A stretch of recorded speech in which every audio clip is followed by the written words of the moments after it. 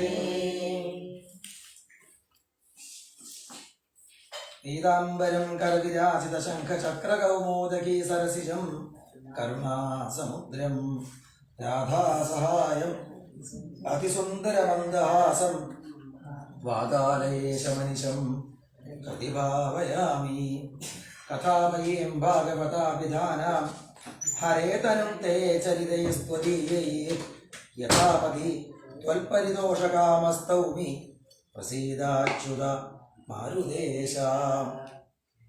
യത്ര യത്ര മമ ചിത്തപങ്കജം തത്ര തത്ര തവ കോമളം വപു യത്ര യത്ര മമ വാക്പ്രകാശതേ തത്ര തത്ര തവ നാമ സന്തതി.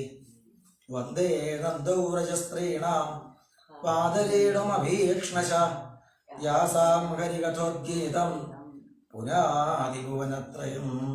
ശ്രീ ഗോപീ ചരണാരവിന്ദ പരമാണവേ നമഃ.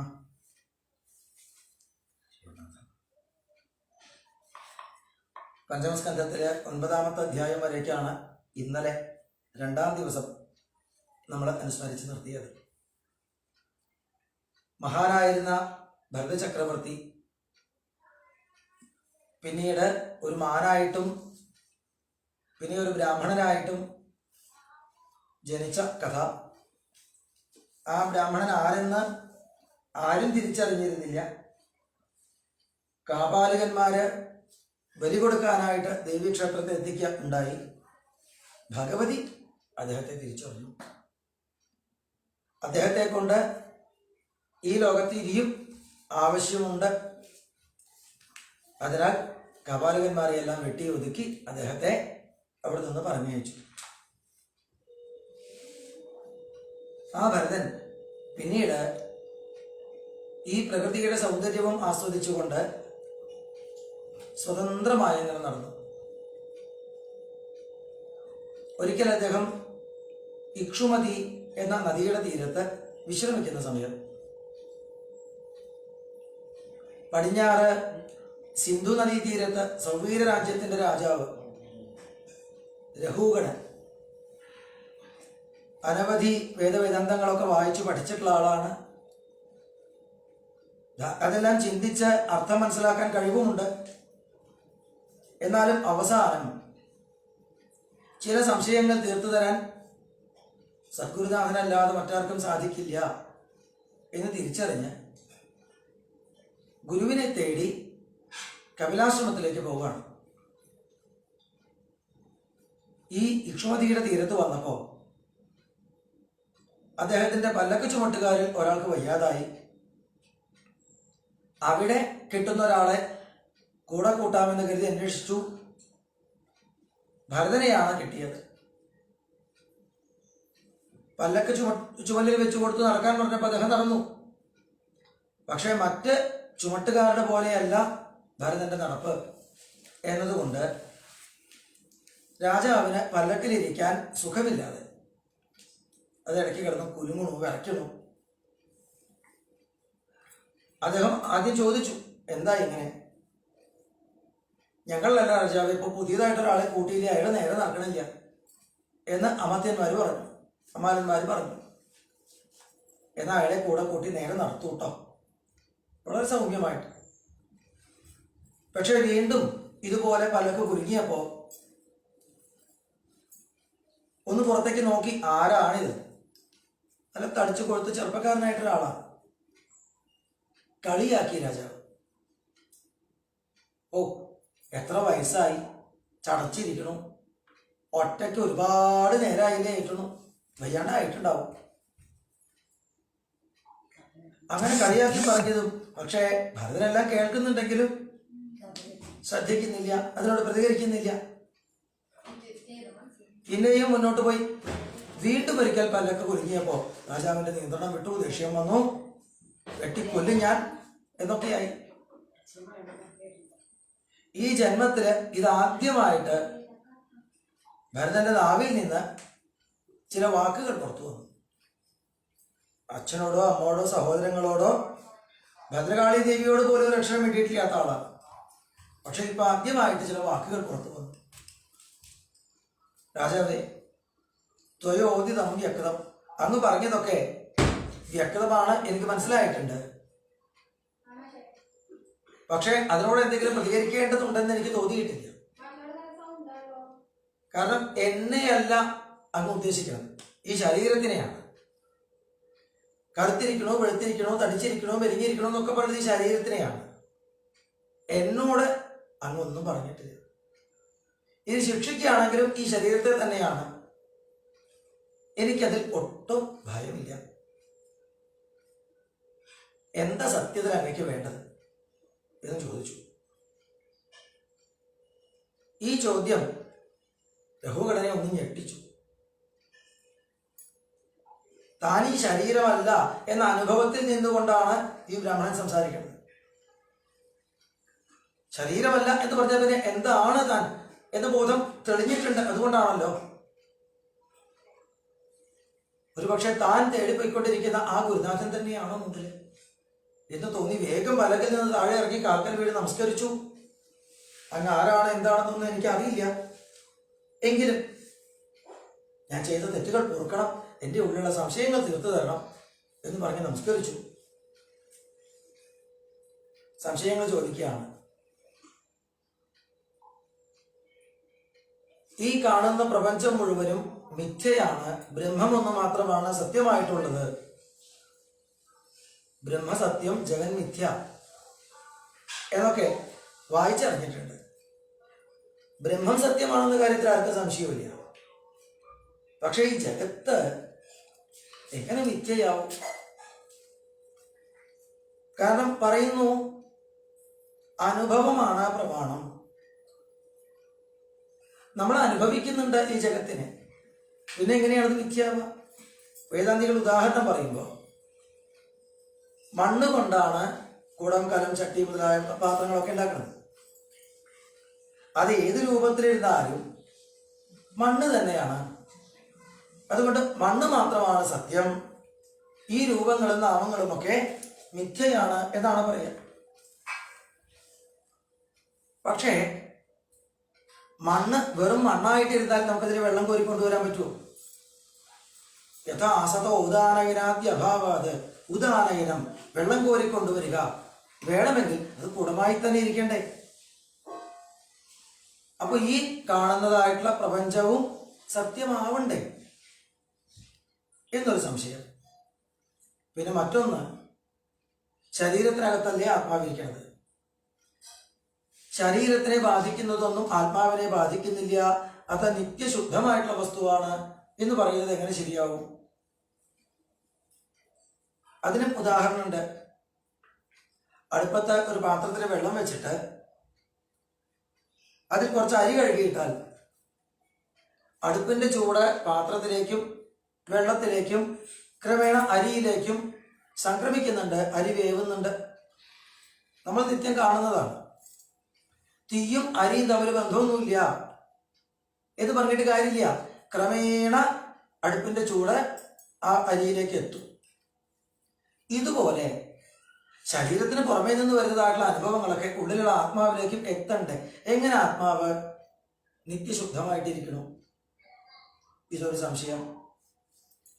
പിന്നെ ഇപ്പോഴുണ്ടായ വലിയൊരു സങ്കടം, അവിടുന്ന് ആരാണ് എന്നറിയാതെ അടിയൻ എന്തെല്ലാമോ അവമാനിച്ചു പറഞ്ഞു. ഇതുപോലെ ഒരു രാജാവ് എന്ന ചുമതലയിൽ ഇരിക്കുമ്പോൾ ആരോടെല്ലാം എന്തെല്ലാം പറഞ്ഞിട്ടുണ്ടാവും, ആരെയെല്ലാം വേദനിപ്പിച്ചിട്ടുണ്ടാവും. ഇതിന്റെയൊക്കെ പാപങ്ങൾ എവിടെ കൊണ്ടുപോയിട്ടാണ് കഴുകി കളയുക? എന്തെങ്കിലും ഒരു ചുമതല ആർക്കും ഇല്ലാതിരിക്കില്ല, എന്തെങ്കിലും ഒരു കർമ്മം ആർക്കും ചെയ്യാതിരിക്കാൻ പറ്റില്ല. പക്ഷെ എന്ത് ചെയ്താലും അത് കുറേ പേർക്ക് സന്തോഷമാകുമെങ്കിലും കുറച്ചു പേർക്കെങ്കിലും വേദന ഉണ്ടാക്കാതിരിക്കില്ല. ഈ പാപങ്ങളെയെല്ലാം ഞാൻ എവിടെയാണ് കൊണ്ടുപോയി കഴുകിക്കളയുക? കർമ്മങ്ങൾ ഇത് തീരാതെ ഒരുവൻ മുക്തനാവില്ല. എന്നാൽ കർമ്മങ്ങൾ ചെയ്തുകൊണ്ടിരുന്നാൽ മുക്തി ഒരിക്കലും കിട്ടുകയുമില്ല എന്നാണോ? എൻ്റെ ഈ സങ്കടത്തിനൊക്കെ ഒന്ന് നിവൃത്തിയുണ്ടാക്കി തരണം എന്ന് പറഞ്ഞപ്പോ പുഞ്ചിരിച്ചുകൊണ്ട് ഭരതൻ പറഞ്ഞു, അങ്ങേക്ക് ഈ വക വിഷയത്തെ കുറിച്ച് ഒന്നും അറിയില്ല എന്ന് അങ്ങയുടെ വാക്കുകളെ കൊണ്ട് തന്നെ വ്യക്തമാണ്. കുറെ പുസ്തകത്തിൽ നോക്കി പഠിച്ചതുകൊണ്ട് നമുക്ക് അറിവുണ്ടാവില്ല. അറിവ് അനുഭവത്തിൽ നിന്ന് കിട്ടുന്നതാണ്. എന്താണ് ഒന്നും അറിയില്ല അങ്ങേക്കെന്ന് പറയാൻ കാരണം? അങ്ങ് വ്യാവഹാരികമായിട്ടുള്ള സത്യത്തെയും പരമാർത്ഥ സത്യത്തെയും ഒരുമിച്ച് കൂട്ടി പറയുന്നു. ഇത് രണ്ടും രണ്ടാണ്. ഇത് ഒരുമിച്ച് കൂട്ടി പറയാനേ സാധിക്കില്ല. നമ്മൾ ഉറങ്ങുന്ന സമയത്ത് സാധാരണ ജീവിതത്തിൽ 3 ഘട്ടത്തിലൂടെ കടന്നു പോവാറുണ്ട്. ജാഗ്രത, സ്വപ്നം, സുഷുപ്തി. ഈ 3 അവസ്ഥയിലൂടെ ഏതായാലും ഒരാൾ കടന്നു പോകും. നമ്മൾ സ്വപ്നത്തില് എന്തെങ്കിലും കണ്ടുവന്നിരിക്കട്ടെ, അടുത്തു കൂടെയൊക്കെ പാമ്പുകൾ കഴിഞ്ഞ് നടക്കുകയാണെന്നൊക്കെ സ്വപ്നം കണ്ടിട്ട് കരഞ്ഞുകൊണ്ട് ഞെട്ടി ഉണർന്നു, ശരിക്കും ഭയപ്പെട്ടിട്ടുണ്ട്. അടുത്തൊക്കെ പാമ്പുണ്ടോ എന്ന് ഉണർന്നിട്ടും നമുക്ക് സംശയം ഉണ്ടാവും. പിന്നെ പതുക്കെ പതുക്കെ നമ്മൾ തിരിച്ചറിയണു, എവിടെ പാമ്പൊന്നുമില്ല, ഞാൻ എൻ്റെ മുറിയിൽ കട്ടിലുമ്പോൾ തന്നെയാണ്, ആപത്തൊന്നുമില്ല, സമാധാനിക്കണം. സത്യത്തിൽ പാമ്പില്ല, പക്ഷേ സ്വപ്നത്തിൽ കണ്ടുപോയി പാമ്പിന്റെയൊക്കെ അനുഭവം നമുക്കുണ്ടായല്ലോ. നമ്മൾ പേടിച്ചിട്ടുണ്ട്, കരഞ്ഞിട്ടുണ്ട്. പക്ഷെ പിറ്റേന്ന് ഉണർന്നതിന് ശേഷം മറ്റൊരാളോട് ഇതിനെക്കുറിച്ച് പറയുകയാണെങ്കിൽ നമ്മൾ പേടിച്ചുകൊണ്ടാണോ പറയുക? അല്ല, ചിരിച്ചുകൊണ്ടാണ് പറയുക. ഇന്നലെ ഞാനൊരു സ്വപ്നം കണ്ടു കേട്ടോ, ശരിക്കും പേടിച്ചു പോയി, ചിരിച്ചുകൊണ്ടാണ് പറയുക. സ്വപ്നത്തിലുള്ള ഭയം സ്വപ്നത്തിൽ മാത്രമാണ്, ജാഗ്രതയിലേക്കില്ലല്ലോ. സ്വപ്നത്തിൽ സുഖിച്ചിട്ടുണ്ടെങ്കിൽ അത് സ്വപ്നത്തിൽ മാത്രമാണ്, ജാഗ്രതയിലേക്കില്ലല്ലോ. ഇത് രണ്ടും കൂട്ടിച്ചേർത്ത് ഒരുവൻ ചിന്തിച്ചു കഴിഞ്ഞാൽ അവന് ഭ്രാന്താണെന്നല്ലേ പറയാം. സ്വപ്നത്തിൽ ഒരാൾ രാജാവാണ് ഇതാന്ന് കണ്ടു, ഉണർന്നിരുന്നിട്ട് ആരെവിടെ എന്നൊക്കെ കൽപ്പിച്ചു കഴിഞ്ഞാൽ എന്താണ്ടാവുക? സ്വപ്നത്തിലുള്ളത് സ്വപ്നത്തില്, ജാഗ്രതയിലുള്ളത് ജാഗ്രതയില്, കൂട്ടിച്ചേർക്കാറില്ല. ഇതുപോലെ നമ്മളെല്ലാം യാ ദേവി സർവഭൂതേഷു നിദ്രാരൂപേണ സംസ്ഥിത, ആ മായ എന്ന് പറയുന്ന ശക്തിയുടെ ഉള്ളിലാണ്.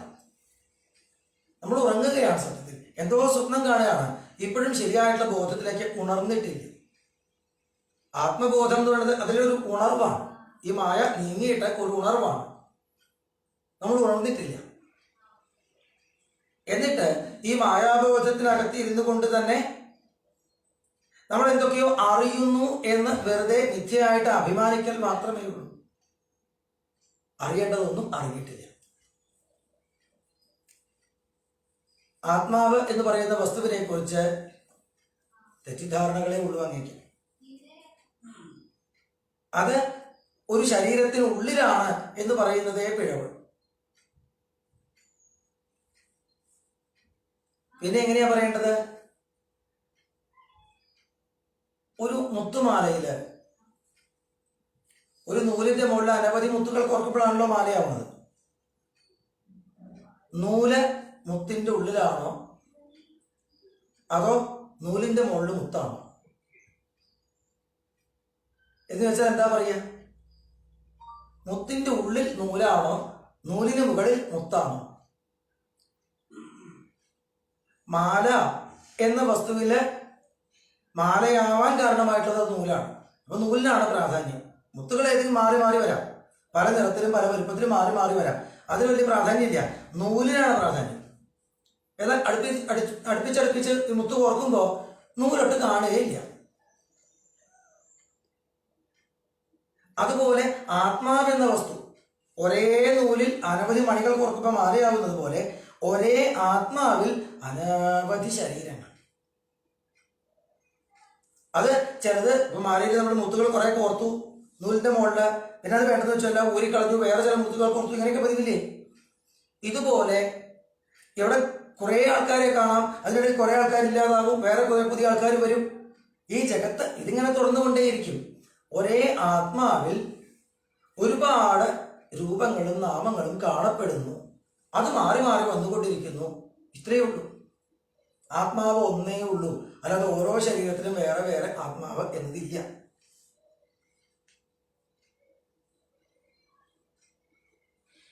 നമുക്ക് ഈ ആത്മബോധത്തിലേക്ക് എത്തിച്ചേരുക എന്ന് പറഞ്ഞാൽ അതിന് തടസ്സമായിട്ടുള്ളത് എന്താണ്?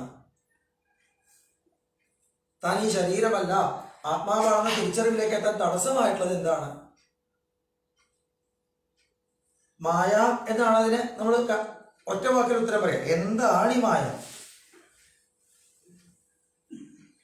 നമ്മുടെ മനസ്സുകൊണ്ട് നാം ഉണ്ടാക്കി തീർക്കുന്ന ഒരു തെറ്റിദ്ധാരണ.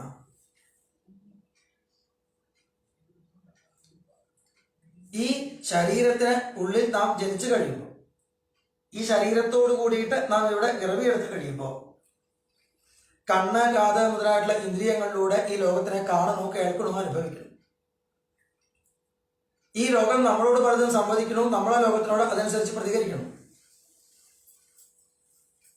നമ്മുടെ ഉള്ളിൽ നാം കണ്ടത്, കേട്ടത്, അനുഭവിച്ചതായ ഓരോന്നും ഒരു ഓർമ്മയായിട്ട് നാം ശേഖരിച്ചു വയ്ക്കുന്നുണ്ട്. ഈ മൊബൈലിലൊക്കെ നമ്മൾ ഒരുപാട് ആപ്പുകൾ തുറന്ന് പ്രവർത്തിപ്പിച്ച വീണ്ടും ക്ലോസ് ചെയ്താലും അതിന്റെ ജങ്ക് ഫയലുകൾ അവിടെ കിടക്കുന്നത് പോലെ നമ്മുടെ ഉള്ളില് നാം എടുത്ത 1000 ജന്മങ്ങളിലെ അനുഭവങ്ങളുടെ മുഴുവനും കുറേശ്ശെ ബാക്കി അവിടെ കിടപ്പുണ്ടാവും. അതിനാണ് വാസന എന്നൊക്കെ പറയുന്നത്. ഈ അവശേഷിച്ചതായിട്ടുള്ള വസ്തുക്കളെ കൊണ്ട് നമ്മൾ അതിന്റെ വെളിച്ചത്തിലാണ് പിന്നെ ലോകത്തിനെ കാണുന്നത്. ഒന്ന് ശരിയാണോ, തെറ്റാണോ, നല്ലതാണോ, ചീത്തയാണോ, വേണ്ടതാണോ, വേണ്ടാത്തതാണോ എന്നൊക്കെ മുൻ അനുഭവങ്ങളുടെ വെളിച്ചത്തിലാണ് നമ്മൾ നോക്കിക്കാണുന്നത്. ഒരു ആളെ കാണുമ്പോൾ, ഒരു വസ്തുവിനെ കാണുമ്പോൾ അതെന്താണ് എന്ന് നാം കാണുന്നില്ല. സത്യത്തിൽ നമ്മുടെ കാഴ്ചപ്പാടിലൂടെ നമ്മൾ അതിനൊരു തീരുമാനം ഉണ്ടാക്കുകയാണ് ആദ്യമേ. നമ്മുടെ ഉള്ളം ശുദ്ധമാവാതെ ഉള്ളതിനെ ഉള്ളതുപോലെ കാണാൻ നമുക്ക് പറ്റില്ല. നമ്മുടെ ഉള്ളിൽ നാം സ്വയം ഉണ്ടാക്കി വെച്ചിട്ടുള്ള ഈ കാഴ്ചപ്പാടിനെ തിരുത്തിയെടുക്കാതെ പുറമെ ഈ ലോകത്തെ അല്ല ഒരിക്കലും മാറ്റാൻ ശ്രമിക്കേണ്ടത്. പുറമേയുള്ള ലോകം ശരിയാണ്, നല്ലവരും ചീത്തവരും ഒക്കെ ഉണ്ടാവും, അവരൊക്കെ ചെയ്യേണ്ടത് ചെയ്തുകൊണ്ടിരിക്കേണ്ടത്. അതിൽ നിന്ന് നമുക്ക് സുഖം കിട്ടുന്നില്ല, ദുഃഖം കിട്ടുന്നുണ്ട് എന്നൊക്കെ പറയുന്നെങ്കിൽ നമ്മുടെ ഉള്ളില് ശുദ്ധി ഉണ്ടാക്കിയെടുക്കാത്തതുകൊണ്ട് മാത്രമാണ്. ഉള്ളം ശുദ്ധമായി കഴിഞ്ഞാൽ ഈ കാണുന്നതൊക്കെ അതിന്റെ പ്രവൃത്തികൾ ചെയ്യേണ്ട നല്ലതാണ്, ശരിയാണ്, യാതൊരു കുഴപ്പവും നമുക്ക് തോന്നില്ല. അവനവന്റെ ഉള്ളിൽ ശുദ്ധിയല്ലാതിരിക്കുമ്പോൾ അവിടെ തോന്നുന്നത് ഒന്നാണ് ഈ മായ എന്ന് പറയുന്നത്. എങ്ങനെയാ ഉള്ളിനെ ശുദ്ധീകരിക്കുക? 1000 ജന്മങ്ങളിലൂടെ നമ്മുടെ ഉള്ളിലുണ്ടായിട്ടുള്ള ഈ ത്രിഗുണാത്മകമായിട്ടുള്ള തെറ്റിദ്ധാരണ പോരാത്തതിന് ഈ ജന്മത്തില് ഈ ശരീരത്തില് നാം ചെയ്യുന്ന അഹം, മമ എന്നൊക്കെയുള്ള അഭിമാനങ്ങള്, ഇതിനെ കളയണമെങ്കിൽ ഒറ്റ വഴിയുള്ളൂ.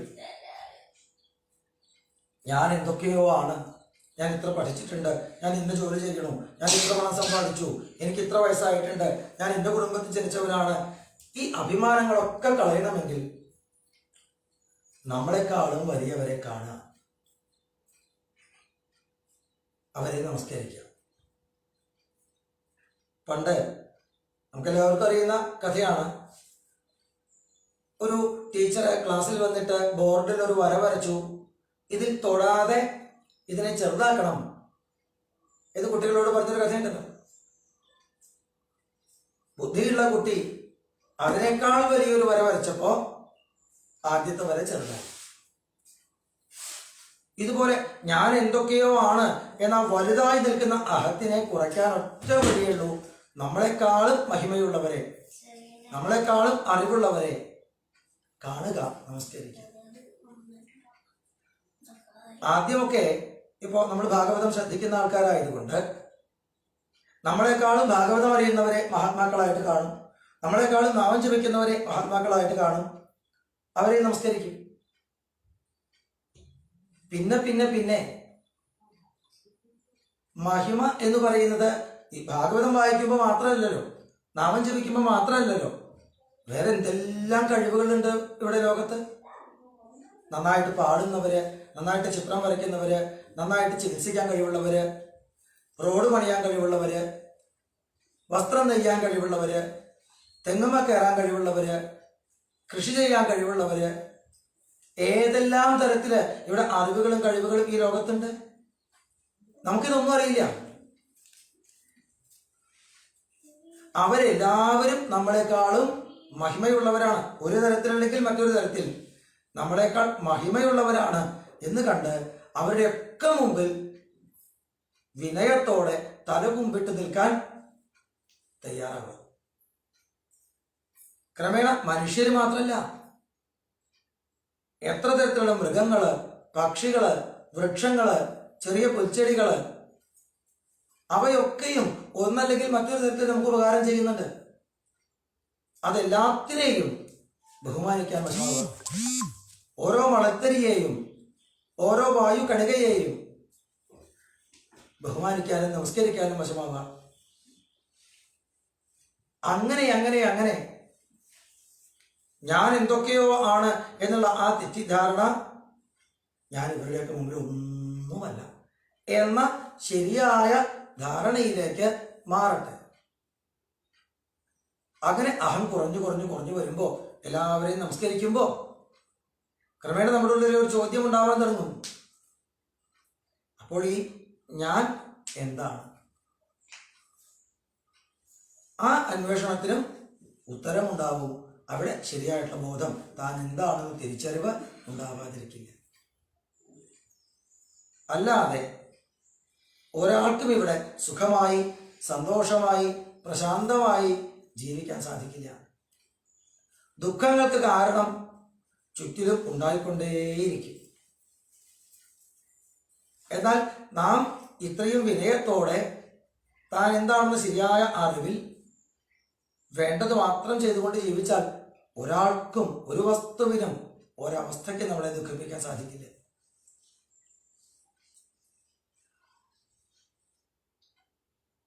ഭരതൻ രഘുവരന് പറഞ്ഞു കൊടുത്തു, ഞാൻ പണ്ട് ഭരതൻ എന്ന ചക്രവർത്തിയായിരുന്നു. അഹം പുരാ ഭരതോ നാമ രാജ. ആ ജന്മത്തില് ഒരുപാട് സൽക്കർമ്മങ്ങൾ ചെയ്തു. പിന്നെ ഒരു മാനിനെ പരിചയപ്പെട്ടത് കൊണ്ട് പിന്നെ മാനായിട്ട് ജനിക്കേണ്ടി വന്നു. അത് കഴിഞ്ഞ് ഇപ്പോൾ ഇതാ വീണ്ടും മനുഷ്യ ശരീരത്തിൽ ജനിച്ചിരിക്കണം. ശരീരങ്ങൾ മാറി മാറി വരുന്നത് ഞാൻ കാണുന്നുണ്ട്. എനിക്ക് മാറ്റില്ല. ശരീരങ്ങൾ മാറി മാറി വരുന്നുണ്ട്, എനിക്കൊരു മാറ്റവുമില്ല. ഈ അനുഭവത്തിൽ നിന്നാണ് ഞാൻ പറയണത്, ഞാൻ ശരീരമല്ല. ഇനി ഈ ശരീരം പോയാൽ ഇനിയും കർമ്മം ബാക്കിയുണ്ടെങ്കിൽ വേറൊരു ശരീരം വരും. ഈ തിരിച്ചറിവിലേക്ക് എത്താൻ സാധിച്ചത് ഒരുപാട് മഹാത്മാക്കളെ നമസ്കരിച്ചിട്ടും സുഹൃതമായ കർമ്മങ്ങൾ ചെയ്തിട്ടും ഭഗവാനെ ഭജിച്ചിട്ടുമാണ്. ഇതല്ലാതെ വേറെ വഴിയില്ല. രാജാവ് വെട്ടിക്കൊല്ലാൻ പാകത്തിന് ആയുധവും എടുത്ത് രക്ഷപ്പെട്ട് നിൽക്കുമ്പോഴും ഒരു ഭയവും കൂടാതെ നിൽക്കാൻ കഴിയുന്നത് അങ്ങനെ ആധ്യാത്മിക മാർഗത്തിൽ സഞ്ചരിച്ചത് കൊണ്ട് തന്നെയാണ്. ഇങ്ങനെ ഈ ഒരു അറിവ് നമുക്കുണ്ടായാൽ പിന്നെ ഈ പ്രപഞ്ചത്തില് എന്തെല്ലാം കർമ്മങ്ങൾ ചെയ്യാൻ വേണ്ടിയാണോ നാം ഈ ശരീരം സ്വീകരിച്ചത്, ആ കർമ്മങ്ങൾ ചെയ്തു തീർക്കുക എന്നല്ലാതെ പുതിയതായിട്ട് ഒന്നിലേക്കും കയറി പിടിക്കാൻ തോന്നില്ല. ചെയ്യേണ്ടത് ചെയ്യാതിരിക്കുകയുമില്ല, ചെയ്യേണ്ടാത്തത് ഒന്നും ആരംഭിക്കുകയുമില്ല. സാധാരണ ഒരാൾക്ക് അതല്ല പറ്റണതേ. ഭവാടവി എന്ന് പറയുന്ന ഒരു വിഷയം പറയുന്നുണ്ട്. ഈ ആത്മബോധം കിട്ടിയിട്ടില്ലാത്ത ഒരാൾ ഇവിടെ ജന്മമെടുത്താൽ എന്തെല്ലാം ബുദ്ധിമുട്ടണം, എന്തിനാണ് താൻ ജനിച്ചത്, എന്തെല്ലാമാണ് തനിക്ക് ഇനിയും ചെയ്തു തീർക്കാൻ ബാക്കിയുള്ളത്, അത് മറന്നുപോകും. പുതിയ പുതിയ സുഖങ്ങൾക്ക് പിന്നാലെ പാഞ്ഞിട്ട് കാണുന്നതൊക്കെ വേണമെന്ന് തോന്നും. അതിന് പിന്നാലെ പാഞ്ഞിട്ട് താൻ ചെയ്യാനുള്ളത് അവിടെ ബാക്കിയാക്കുകയും ചെയ്യും, പുതിയത് ഓരോന്ന് തുടങ്ങി വെക്കുകയും ചെയ്യും. അത് പൂർത്തിയായില്ലെങ്കിൽ അത് അടുത്തൊരു ജന്മത്തിന് കാരണമാവും. അങ്ങനെ ആവരുത്. ഇന്ദ്രിയങ്ങള് നമ്മളെ വഴിതെറ്റിക്കുന്നവരാവും. കണ്ണും കാതും സകല ഇന്ദ്രിയങ്ങളും നമ്മളെ പ്രലോഭിപ്പിക്കും. സുഖം തരാം, സുഖം തരാം, സുഖം തരാം എന്ന് പറഞ്ഞിട്ട്. പക്ഷെ നമുക്ക് എന്താ വേണ്ടതെന്ന് നമുക്ക് അറിഞ്ഞിരിക്കണം. മുതലായി ആ ഭവാടവിയെ കുറിച്ച് വിസ്തരിച്ച് പറഞ്ഞു കൊടുക്കണം. കാട്ടില് കൊരഞ്ഞന്മാരുണ്ട്. അവര് സംഘമായിട്ട് ഒരു മരത്തില് പല പല കൊമ്പുകളിലിരിക്കണു, പരസ്പരം നോക്കണു, പല്ലിളിക്കണു. ഒരാൾ കാണിച്ചതുപോലെ മറ്റാളും അനുകരിച്ച് ചേഷ്ട കാണിക്കണു, ഒരു കൊമ്പ് നിന്ന് മറ്റേ കൊമ്പ് വിളിക്ക് ചാടണു. ഇത് തന്നെയാണ് ഇവിടെ സാധാരണ ഒരുവൻ കുടുംബത്തിൽ ചെയ്തുകൊണ്ടിരിക്കുന്നത്. അയാൾ കുപ്പായം മേടിച്ചു, ഞാനും കുപ്പായം മേടിക്കണം. അയാൾ ചിരിക്കുന്നുണ്ട്, ഞാനും ചിരിക്കണം. അയാൾ അങ്ങോട്ട് പോയി, ഞാനും അങ്ങോട്ട് പോകണം. അയാൾ അങ്ങോട്ട് തിരിഞ്ഞു, ഞാൻ ഇങ്ങോട്ട് തിരിഞ്ഞു. ഈ കൊരഞ്ഞന്മാരെ അങ്ങോട്ടും ഇങ്ങോട്ടും ചെയ്യുന്നത് തന്നെയാണ് ഇവിടെ സമൂഹത്തില് എല്ലാവരും ചെയ്തുകൊണ്ടിരിക്കുന്നത്. എന്താ വ്യത്യാസം? മനുഷ്യനാവുന്നുണ്ടോ എന്നാ ചോദിക്കണം. കാട്ടിലെ ഒരൊറ്റയാൻ നമ്മളുടെ പിന്നാലെ കൂടിയാൽ പേടിച്ച് ഓടണു. ആന പിന്നാലെ വന്നാൽ എന്താ വേണ്ടത്? പറഞ്ഞു തന്നുണ്ട് കാരണന്മാര്, നേർവഴിക്ക് ഓടരുത്, ആന പിന്നാലെ വരും. വളഞ്ഞു വളഞ്ഞ വഴി കൂടെ ഓടണം. ആനയെ പേടിച്ച് വളഞ്ഞ വഴികളിലൂടെ ഓടിയിട്ട് അവസാനം എവിടെ എത്തിപ്പെട്ടത്? തനിക്ക് എവിടേക്കായിരുന്നു സത്യത്തിൽ പോകേണ്ടത് ആ ദിശയിൽ നിന്ന് എങ്ങോട്ടൊക്കെയോ മാറിപ്പോയിട്ടുണ്ടാവും. ചിലപ്പോൾ വല്ല പൊട്ടക്കിണറ്റിലും ചെന്ന് വീണിട്ടുണ്ടാവും. പിന്നെ എങ്ങനെ കരയ്ക്ക് കയറും? കരയ്ക്ക് കയറിയാൽ അവിടെ ആന നിൽക്കുന്നുണ്ടാവുമോ? ഇനി വീണ്ടും അവിടെ നിന്ന് എങ്ങനെയാ തിരിച്ചു തന്റെ വഴിയിലേക്ക് എത്തുക? ഒന്നും നിശ്ചയമില്ലാതെയാവും. ഇതുപോലെ ജീവിതത്തില് ഒറ്റയാനായിട്ട് പറയുന്നത് മരണത്തിനെയാണ്, മരണഭയം. മനുഷ്യർക്ക് ഏറ്റവും വലിയ പേടി എന്ന് പറഞ്ഞാൽ മരണത്തിനെ. രസം എന്താന്ന് വെച്ചാൽ ഈ ലോകത്ത് ജനിച്ചവർ ഒരാളും ഇന്നുവരെ മരിക്കാതിരുന്നിട്ടില്ല. എല്ലാവരും മരിച്ചിട്ടുണ്ട്. അതിന് എന്തെങ്കിലും ഒരു കാരണം ഉണ്ടാവും. എന്തെങ്കിലും ഒരു കാരണം അപ്പൊ വരും, മരിക്കും. എന്നിട്ടും എന്തൊരു പേടിയാണ്. ലോകത്തെ എല്ലാവർക്കും വന്നു തന്നെ തനിക്കും വരുള്ളൂ, പുതിയതായിട്ടൊന്നുമില്ല. പക്ഷെ ഭയങ്കര പേടിയാണ് മരണത്തിന്. മരണം എന്നാൽ പലർക്കും വലിയ അനുഗ്രഹമാണ്. ഈ ജീവിതത്തിന്റെ ദുരിതങ്ങളിൽ നിന്നും ദുഃഖങ്ങളിൽ നിന്നും പുറത്തു കിടക്കാനുള്ള വലിയൊരു അനുഗ്രഹം. നമ്മൾ ചിലപ്പോ ഈ ഗെയിമൊക്കെ കളിക്കുമ്പോൾ കളിച്ചിട്ട് ഒരു ഘട്ടം വരെ പിന്നീട് മുന്നോട്ട് പോകാൻ പറ്റില്ല, എങ്ങനെയായാലും നമ്മളെ കൂടെ പൂർത്തിയാക്കാൻ പറ്റില്ല എന്ന് കണ്ടാൽ റീസ്റ്റാർട്ട് ചെയ്യും. അതവിടെ വെച്ച് നിർത്തി വീണ്ടും ഒന്ന് അത് തടക്കാം. അപ്പൊ റീസ്റ്റാർട്ട് ചെയ്തിട്ട് വീണ്ടും കളിക്കുമ്പോൾ മുമ്പുണ്ടായിരുന്ന ദുർഘടങ്ങൾ നമുക്ക് ധാരണയുണ്ട്. അതിൽ ആ വഴി കൂടെ ശ്രദ്ധിച്ചു പോയി കഴിഞ്ഞാൽ ആ കഴിയുമ്പോൾ നമുക്ക് പൂർത്തിയാക്കാൻ പറ്റും. രണ്ടാമത്തെ ആവർത്തി കളിച്ചാൽ. ഇതുപോലെ മരണം എന്ന് പറയുന്നത് പലപ്പോഴും ഒരു ജീവിതത്തിൽ തെറ്റുകൾ പറ്റി ഇനി എന്ത് വേണമെന്നറിയാതെ നിൽക്കുമ്പോൾ അവിടെ നിന്നൊരു പുറത്തു കിടക്കലാണ്. അടുത്തൊരു ജന്മം എടുത്തിട്ട് കുറെ കൂടി ശ്രദ്ധയോടെ ജീവിച്ച് ഈ ദുർഘടങ്ങളെ തരണം ചെയ്യാനുള്ള ഒരു അവസരമാണ്. അത് വലിയൊരു അനുഗ്രഹമാണ് സത്യത്തിൽ. പക്ഷെ ഇതൊന്നും അറിയാതെ മരണത്തെക്കുറിച്ച് ഭയപ്പെട്ട് ഇവിടെ ആൾക്കാർ എന്തൊക്കെയാ ചെയ്യുന്നത്? അങ്ങനെ അവർ ചെയ്തു കൂട്ടുന്നതായിട്ടുള്ള കർമ്മങ്ങൾ അവരെ, നമ്മൾ മനുഷ്യരായിട്ട് എന്തിനാണ് സത്യത്തിൽ ഇവിടെ ജനിച്ചത്, അതെല്ലാം മറന്ന് വേറെ ഏതൊക്കെയോ വഴിക്ക് കൊണ്ടുപോകും. മരണത്തെ തൊട്ട് ജയിക്കാനും പറ്റില്ല. പണ്ട് വൈദ്യലങ്ക ശർമ്മ സാർ ഭാഗവതന്മാരിൽ ഏറ്റവും രസികനായിട്ടുള്ള, ഇന്നത്തെ ഏറ്റവും കാർന്നവരായിട്ടുള്ള അദ്ദേഹം പറയാറുണ്ട്, കുഞ്ഞമ്മ മരിച്ചു അത്രേ. കുഞ്ഞമ്മ മരിച്ചോ? ഊവേ, ഇന്ന് രാവിലെ കുഞ്ഞമ്മ മരിച്ചു അത്രേ. എന്താ ഈ പറയണത്? രണ്ടു നേരം തേച്ചു കുളിക്കും. നെയ്യ് കൂട്ടിയിട്ട് ആ കഞ്ഞി കുടിക്കുക. കുൽക്കുഴിയാനും കൂടി ഹോർലിക്സ് ആയിരുന്നു. കുഞ്ഞമ്മ മരിക്കേ, കുഞ്ഞമ്മ മരിച്ചു അത്രേ. എങ്ങനെ എന്തെല്ലാം നമ്മൾ ചെയ്തു കൂട്ടിയാലും, എത്ര ശ്രദ്ധയോടെ ശരീരത്തെ പാലിച്ചാലും ഒരു ദിവസം മരിക്കും. ഈ മരണത്തെക്കുറിച്ച് ഭയപ്പെട്ട് പലതും ചെയ്തിട്ട് ചെയ്യേണ്ട കാര്യങ്ങൾ ചെയ്യാതെ പോയിട്ടുണ്ടോ? അങ്ങനെ വഴിതെറ്റി പോവരുത്. വരുമ്പോ വരട്ടെ, ചെയ്യേണ്ടത് ചെയ്യാം. അങ്ങനെ മുന്നോട്ട് പോകണമെങ്കിൽ ആത്മബോധം കൂടെ ഉണ്ടാവണം. ഭയം എന്നൊരു വസ്തുവേ ഉണ്ടാവില്ല. ശരിയായ വസ്തുബോധമുണ്ടെങ്കിൽ പിന്നെ ഒന്നിനെ കുറിച്ച് ഭയം ഉണ്ടാവില്ല. അങ്ങനെ ധീരന്മാരായി ഇവിടെ ജീവിക്കാൻ നമുക്ക് ഇടതരുന്നത് ഈ ആത്മബോധം, ശരിയായ തിരിച്ചറിവ് ഒന്ന് മാത്രമാണ്. അതിന് ആഗ്രഹിച്ചുകൊണ്ട് പ്രയത്നിക്കണം, ഗുരുനാഥന്മാരെ നമസ്കരിക്കണം എന്നൊക്കെ വേണ്ടതുപോലെ പറഞ്ഞ് മനസ്സിലാക്കി കൊടുത്തപ്പോ ആ രഘുഗണൻ ഭരതനെ വീട് നമസ്കരിച്ചു. മൗഹൂർത്തിക യസ്യ സമാഗമാച്ചമേ ദുസ്തർക്കമൂലോ അപഹതോ അവിവേക. അങ്ങയോട് ഒരു മുഹൂർത്ത നേരം നിന്ന് വർത്തമാനം പറഞ്ഞപ്പോഴേക്കും എൻ്റെ ഉള്ളിലുണ്ടായിരുന്ന ഒരുപാട് തെറ്റിദ്ധാരണകൾ മാറി. എങ്കിൽ ഇതുപോലെ ഒറ്റ നോട്ടത്തിൽ ആരാണെന്ന് തിരിച്ചറിയാൻ പറ്റാത്ത മട്ടിൽ എത്ര പേര് സജ്ജനങ്ങൾ ഈ ലോകത്ത് സഞ്ചരിക്കുന്നുണ്ടാവും. ഞാനിനി എല്ലാവരെയും നമസ്കരിക്കും. എല്ലാവർക്കും ഉണ്ടാവും എനിക്ക് എന്തെങ്കിലും ഒന്ന് പറഞ്ഞു തരാൻ എന്ന് ഉറപ്പിച്ചിട്ടാണ് അവിടെ നിന്ന് യാത്രയായത്. നമ്മൾ ഒന്ന് ശ്രദ്ധിച്ചാൽ മതി. നമ്മുടെ ചുറ്റിലും കാണേണ്ടത് കണ്ടുകൊണ്ട് ജീവിക്കുക. ഇവിടെ മുന്നിൽ കാണുന്നവരെ ആരും നമ്മളെക്കാൾ വില കുറഞ്ഞവരല്ല എന്നറിയാം. റോഡ് സൈഡിൽ കച്ചവടം ചെയ്യുന്നവനുണ്ടാവും, അവന്റെ ജീവിതാനുഭവങ്ങൾ ഒരുപാട്. അവനോട് അടുത്ത് നിന്ന് വർത്തമാനം പറഞ്ഞാൽ പലത്തും നമുക്ക് കിട്ടാനുണ്ടാവും. പിച്ചക്കാരനായിട്ട് വഴിയരികിൽ ഇരിക്കുന്ന ആൾക്കും ഉണ്ടാവും ഒരു വലിയ ജീവിതത്തിന്റെ കഥ പറയാൻ. ഏതൊരാളുടെ അടുത്ത് ചെന്നാലും അയാൾക്ക് ഒരുപാട് കാര്യങ്ങൾ പറഞ്ഞു തരാനുണ്ടാവും. ആരും നമ്മളെക്കാളും ചെറിയവരല്ല. നമ്മളെക്കാളും അനുഭവ സമ്പത്തുള്ളവരുടെ നടുക്കാണ് നാം. വേണ്ടത് പറഞ്ഞു തരാൻ ധാരാളം ആളുണ്ട്.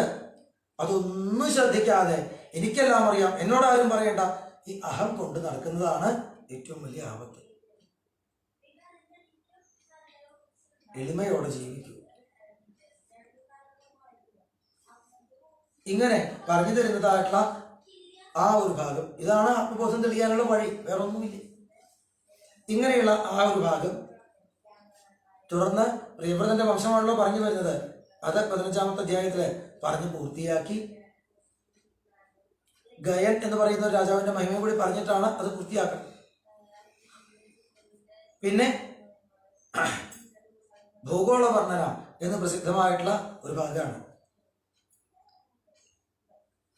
നാം ജീവിക്കുന്ന ഈ ഭൂമിയെക്കുറിച്ച്, അതിന് മുകളിലേക്കും താഴേക്കുമുള്ള ഈ ബ്രഹ്മാണ്ടത്തിലെ 14 ലോകങ്ങളെക്കുറിച്ച്. ഭൂഗോളം എന്ന് പറയുന്നത് ലോകപത്മം എന്നാണ് പറയുക. വിടർന്നു നിൽക്കുന്ന ഒരു താമരപ്പൂവിന്റെ പോലെയാണത്രേ. അതിന്റെ നടുക്കിലെ കർണകയുടെ സ്ഥാനത്ത് സുമേരു പർവ്വതം, അതിന് ചുറ്റിലുമായിട്ട് 7 ദ്വീപുകളും 7 സമുദ്രങ്ങളും,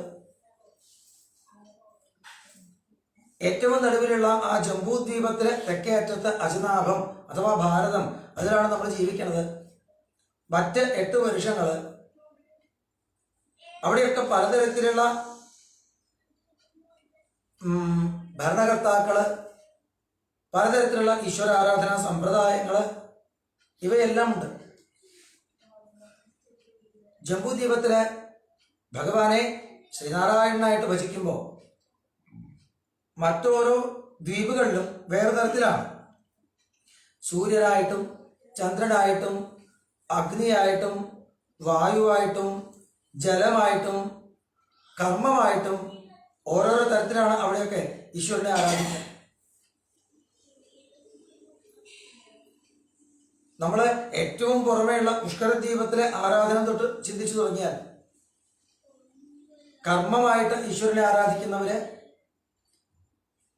എന്റെ കർമ്മമാണ് എന്നെ കൊണ്ടു നടക്കുന്നത്, അതാണ് എനിക്ക് ഈശ്വരൻ, അത് ശ്രദ്ധയോടെ ചെയ്യട്ടെ.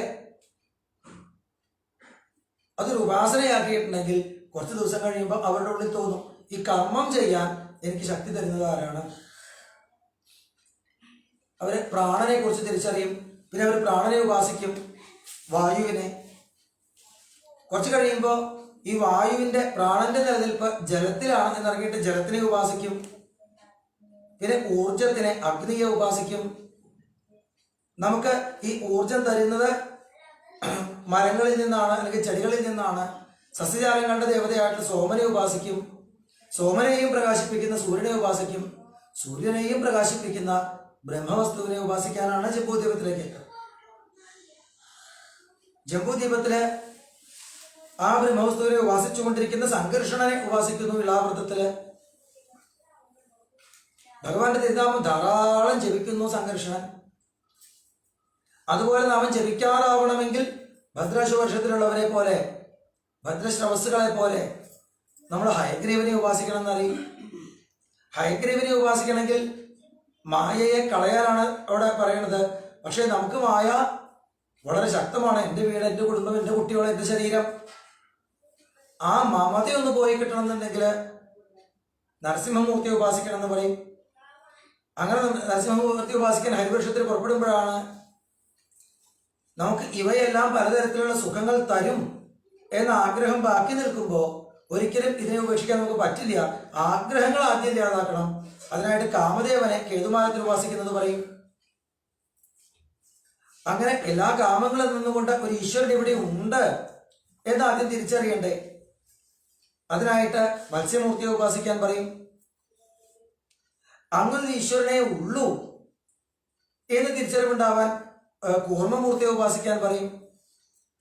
അങ്ങനൊരു ഈശ്വരൻ ഉണ്ടെന്നും ഒക്കെ അറിയണമെങ്കിൽ ആദ്യം നമുക്ക് ഇതെല്ലാം ആരോ തരികയാണ്, എല്ലാം ആരോ ഒരാൾ തരികയാണ്. നമ്മളിവിടെ ജസ്റ്റ് ജനിക്കുന്നതേ ഉള്ളൂ. ജനിക്കാൻ വേണ്ടിയിട്ട് അച്ഛനിൽ നിന്ന് അമ്മയുടെ ഗർഭപാത്രത്തിലേക്ക് എത്തുന്ന സമയത്ത് നമുക്ക് ശരീരം പോലുമില്ല, ഒരു രൂപമില്ല. പിന്നെ ഈ പ്രകൃതി നമുക്ക് ചുറ്റിലും ഉണ്ടാക്കി തന്നതാണ് ഈ ശരീരം. തുടർന്ന് അങ്ങോട്ട് ജനിച്ചതിന് ശേഷം ഉണ്ടാക്കിയ വസ്തുക്കൾ ഒക്കെ ഇവിടെ ആരോ തന്നതാണ്. ആര് തന്നു? ആ ഈശ്വരനോട് ഇതൊക്കെ ഇതം നമമ, ഇതം നമമ, ഇതൊന്നും എന്റേതല്ല എന്ന് പറയുന്ന സമ്പ്രദായത്തിൽ വരാഹമൂർത്തിയെ ഉപാസിക്കാൻ പറയും. ഏതോ ഈശ്വരൻ ഇതെല്ലാം തന്നുകൊണ്ട് കരുണാമയനായിട്ടുണ്ട്. ആ കാരുണ്യത്തെ തിരിച്ചറിയണമെങ്കിൽ കിംപുരുഷ വർഷത്തില് ഹനുമാൻ സ്വാമിയുടെ പിന്നാലെ നിന്നിട്ട് ശ്രീരാമചന്ദ്രനെ ഉപാസിക്കാൻ പറയും. ഇങ്ങനെയൊക്കെ ഉപാസനകൾ ചെയ്താലാണ് അവസാനം ഭാരതവർഷത്തില് എത്താൻ കഴിയുക. ഇതൊന്നും പൂർണ്ണമായിട്ടും എന്നെ കൊണ്ട് പറ്റുന്നതല്ല. ഈ ലോകത്ത് ഇങ്ങനെ ജീവിക്കുമ്പോൾ, കർമ്മങ്ങൾ എന്നെ കൊണ്ട് പലതും ചെയ്യിച്ചുകൊണ്ടിരിക്കുമ്പോൾ, അനുഭവിപ്പിച്ചുകൊണ്ടിരിക്കുമ്പോൾ, ഈ മായ എന്നെ ആവരണം ചെയ്തു നിൽക്കുമ്പോൾ ഇത്രയൊന്നും ചിന്തിക്കാനും ശരിയായ ഭാവത്തിലെത്താനും അവിടുത്തെ തൃപ്പാദത്തെ തുറന്ന് ഭജിക്കാനുമൊന്നും എന്നെ കൊണ്ടാവില്ല എന്ന് പറഞ്ഞ് ഭഗവാനെ അവിടുത്തെ കാരുണ്യം കൊണ്ട് അവിടുന്ന് അടിയനെ ശുദ്ധീകരിക്കണേ, അടിയന്റെ കഴിവ് കൊണ്ട് ഒന്നും ചെയ്യാൻ സാധിക്കില്ലെന്ന് പൂർണ്ണമായിട്ടും അടിയറവ് പറയുന്ന ഭാരതവർഷത്തിന്റെ ഉപാസന സമ്പ്രദായത്തെ കുറിച്ച് പറയും. ഇങ്ങനെ ഓരോ വർഷങ്ങളിലും ഓരോ ദ്വീപുകളിലും എങ്ങനെയാണ് ഭഗവത് ഉപാസനം പടിപടിയായിട്ട് വളരുന്നത്. ഉപാസനം വളരുക എന്ന് പറഞ്ഞാൽ ഞാനെന്നത് കുറഞ്ഞു കുറഞ്ഞു വരിക എന്നർത്ഥം. അതിനെക്കുറിച്ചൊക്കെ ഈ ഭൂഗോളവർണ്ണയിൽ പറയുന്നു. പിന്നെ മറ്റൊരു ഭാഗത്ത് ഈ ബ്രഹ്മാണ്ടത്തിലേക്ക് പ്രവേശിക്കുന്ന, ഇതിലൂടെ പ്രവഹിക്കുന്ന, നമ്മളെയെല്ലാം ശുദ്ധീകരിക്കാനായിട്ടുള്ള ഭഗവാന്റെ തൃപ്പാദ തീർത്ഥം ആകാശഗംഗയായിട്ടും ഭൂമിയിലെ മന്ദാകിനിയായിട്ടും താഴെ പാതാള ലോകങ്ങളിലേക്ക് ഭോഗവതിയായിട്ടും ഒഴുകുന്ന ആ ഗംഗയുടെ മഹിമയെ കുറിച്ച് പറയുന്നു.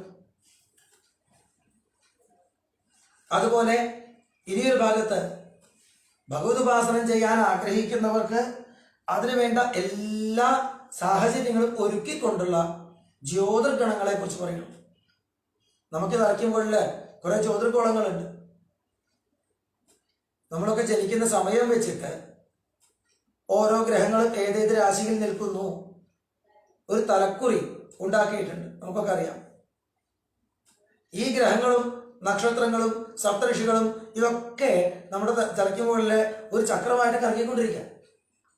ഭഗവാന്റെ ഒരു സ്വരൂപ, ശിംശുമാര സ്വരൂപം എന്ന് പറയും. അവ നമ്മുടെ ഓരോരുത്തരുടെയും ജീവിതത്തിൽ സ്വാധീനിച്ചു കൊണ്ടിരിക്കുന്നുണ്ട്.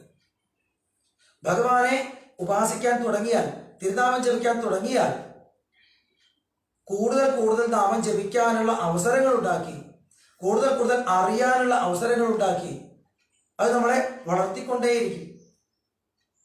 ഭഗവാൻ നാമം ജപിക്കാൻ തുടങ്ങാത്തവരെ അവർക്ക് ദുഃഖങ്ങൾ കൊടുത്തുകൊണ്ട്, പ്രശ്നങ്ങൾ കൊടുത്തുകൊണ്ട്, പരാജയങ്ങൾ കൊടുത്തുകൊണ്ട് അവരെയും ഭഗവാന്റെ തൃപാദത്തിൽ എത്തിക്കുകയും ചെയ്യും. എല്ലാം ഈ ജ്യോതിഷ് ചക്രത്തിന്റെ കളിയാണ്, കാലചക്രത്തിന്റെ കളിയാണ്. ആ കാലചക്ര സ്വരൂപനായിട്ടുള്ള ഭഗവാനെ നമസ്കരിക്കാൻ പറഞ്ഞു. ഇപ്പൊ ഭൂമിയിലായാലും ആകാശത്തായാലും നമുക്ക് വേണ്ടതൊക്കെ ഒരുക്കി വെച്ചിരിക്കുകയാണ്. ഭൂമിക്ക് താഴേക്ക് അതലം വിതലം സുതലം തുടങ്ങിയിട്ടുള്ള ലോകങ്ങളില് പലതരത്തിലുള്ള അജ്ഞാനങ്ങളുണ്ട്. മദ്യം സുഖമാണെന്ന് തോന്നുന്ന ഒരു ലോകം, സ്ത്രീകൾ സുഖമാണെന്ന് തോന്നുന്ന ഒരു ലോകം, അതുപോലെ മറ്റുള്ളവരെ ഉപദ്രവിച്ചിട്ടും അവരുടെ പണമൊക്കെ സ്വന്തമാക്കിയാൽ സുഖമാണെന്ന് തോന്നുന്ന അസുരന്മാരുടെ ലോകം, ഇതൊക്കെ പറയുന്നുണ്ട്. പക്ഷെ അവിടെയൊക്കെ ഈ മരണഭയം എന്ന് പറയുന്നത് കൂടെയുണ്ട്. ആ ഭയം അവരെ കൊണ്ട് ഭഗവാന്റെ തൃപാദത്തിലേക്ക് എത്തിച്ചു, ഭഗവാന്റെ നാമം ജപിപ്പിച്ചുവെങ്കിൽ അവർ ശുദ്ധീകരിക്കപ്പെടും. ഇല്ലെങ്കിൽ അവര് ആ ജന്മം വിട്ട് വീണ്ടും അടുത്ത ജന്മം എടുക്കാൻ കാരണമാകും. താഴേക്കുള്ള തമോ ഗുണത്തിന്റെ ലോകങ്ങൾ അങ്ങനെ. ഭൂമിക്ക് മുകളിലേക്ക് നമ്മൾ നാമം ജപിച്ചുകൊണ്ട് എന്തെങ്കിലും ഭഗവത്പരമായ പുണ്യമായ കർമ്മങ്ങൾ ചെയ്തുകൊണ്ടാണെങ്കിൽ ഭൂവർലോകം, സ്വർലോകം, മഹർലോകം, ജനോലോകം, തപോലോകം, സത്യലോകം കൂടുതൽ കൂടുതൽ ശുദ്ധീകരിക്കപ്പെട്ട് സത്യദർശനത്തിലേക്ക് എത്തുന്ന വഴിയും പറയുന്നുണ്ട്. ഇതെല്ലാം ഈ ജ്യോതിർഗ്രഹങ്ങളുടെ നിയന്ത്രണത്തിലുള്ളതാണ്. ഇതെല്ലാം നമ്മളെ ഓരോ ജീവന്മാരെയും ഏറ്റവും സ്നേഹിക്കുന്ന, നമ്മൾ ഈ ലോകത്തിൻ്റെതായ ദുഃഖങ്ങളിൽപ്പെട്ട് വട്ടം തിരിയണ്ട, തൻ്റെ അടുത്ത് എത്തിക്കോട്ടെ, നിത്യാനന്ദമായിട്ട് സമാധാനമായിട്ട് ഇരുന്നോട്ടെ എന്ന ഏറ്റവും വാത്സല്യത്തോടെ കരുതുന്ന ഭഗവാന്റെ നിയന്ത്രണത്തിലുള്ളവയാണ്. ഇവിടെയുള്ള സകല ചരാചരങ്ങളിലും നമുക്ക് ഭഗവാൻ തരുന്ന വാത്സല്യം ഒന്ന് ശ്രദ്ധിച്ചാൽ കാണാവുന്നതാണ്. അതുകൊണ്ട് ഈ ബ്രഹ്മാണ്ടം മുഴുവൻ, ഈ വിശ്വം മുഴുവൻ, അതിൽ ഓരോ അണുവും ഭഗവാൻ കുടികൊള്ളുന്നു. അതുകൊണ്ടാണ് സഹസ്രനാമത്തില് ആദ്യത്തെ നാമം തന്നെ വിശ്വസ്മൈ നമഃ. ഭഗവാന്റെ ആദ്യത്തെ നാമം വിശ്വസ്മൈ നമഃ. വിശ്വം വിഷ്ണു. എങ്ങനെയല്ലേ പറഞ്ഞ അങ്ങനെ ഇതിൽ കാണുന്നതെല്ലാം ഭഗവാന്റെ സ്വരൂപമായിട്ട് നമുക്ക് കാണാറാവും. അല്ലെങ്കിൽ ഇതെല്ലാം കൂടി ചേർന്നതാണ് ഭഗവാൻ എന്ന് കാണാറാവും. അങ്ങനെ ഭഗവാന്റെ സ്ഥൂലമായ വിശ്വരൂപത്തെ വർണ്ണിക്കുകയാണ്. അവസാനം നരകവും 11 അധ്യായങ്ങളിലൂടെ സ്ഥൂലരൂപം വർണ്ണിച്ചു. ആദ്യത്തെ 15 അധ്യായങ്ങളില് പ്രിയവ്രതന്റെ കഥ തൊട്ട് ഭരതന്റെ ഉപദേശം വരയ്ക്കുള്ളത് നോക്കിയാൽ ഉള്ളിൽ സൂക്ഷ്മമായിരിക്കുന്ന ഭഗവാന്റെ ആനന്ദസ്വരൂപം, ആത്മബോധത്തിന്റെ ആനന്ദസ്വരൂപം, അതിലേക്ക് എത്താൻ സാധിക്കും. തുടർന്നുള്ള 11 അധ്യായങ്ങൾ നോക്കിക്കഴിഞ്ഞാൽ പുറമെ സ്ഥൂലമായിരിക്കുന്ന ഭഗവാന്റെ വിശ്വരൂപം കാണാൻ സാധിക്കും. അത് രണ്ടുമാണ് പഞ്ചമസ്കന്ധത്തില് വർണ്ണിച്ച് കാണിക്കുന്നത്. എന്നിട്ട് 6ാമത്തെ സ്കന്ധത്തിന്റെ ആരംഭത്തില് പരീക്ഷിത് മഹാരാജാവ് ശശുബ്രഹ്മർഷിയോട് ചോദിച്ചു, നമ്മൾ ചെയ്തു കൂട്ടുന്നതായിട്ടുള്ള ഓരോ കർമ്മങ്ങൾക്കും എന്തെങ്കിലുമൊക്കെ പാപങ്ങൾ ഉണ്ടാവില്ലേ? പാപം എന്ന് പറഞ്ഞാൽ മറ്റുള്ളവരെ വേദനിപ്പിച്ചിട്ടുണ്ടാവില്ലേ? എന്ത് ചെയ്താലും ഏതെങ്കിലും ഒരാളെ വേദനിപ്പിക്കാതിരിക്കാൻ പറ്റില്ല, അത് ഉറപ്പാണ്. സിനിമാ തിയേറ്ററില് നമ്മള് സിനിമ കാണാനിരിക്കാതിരിക്കട്ടെ, മുമ്പത്തെ സീറ്റിലിരിക്കുന്ന ആളുടെ തല കാരണം നമുക്ക് സ്ക്രീനിലേക്ക് കാണാനില്ല. അപ്പൊ നമ്മളൊന്ന് തോണ്ടി ഒന്ന് ഇങ്ങോട്ട് നീങ്ങിയിരിക്കുമോ? അയാളുടെ ഒരു ലേശം ഇങ്ങോട്ട് നീങ്ങിയിരുന്ന നമുക്ക് കാണാതായി. പക്ഷെ തൊട്ടപ്പുറത്തിരിക്കുന്ന ആൾക്ക് ഇയാളുടെ തല അറിയുന്നുള്ള കാര്യം ഉറപ്പല്ലേ?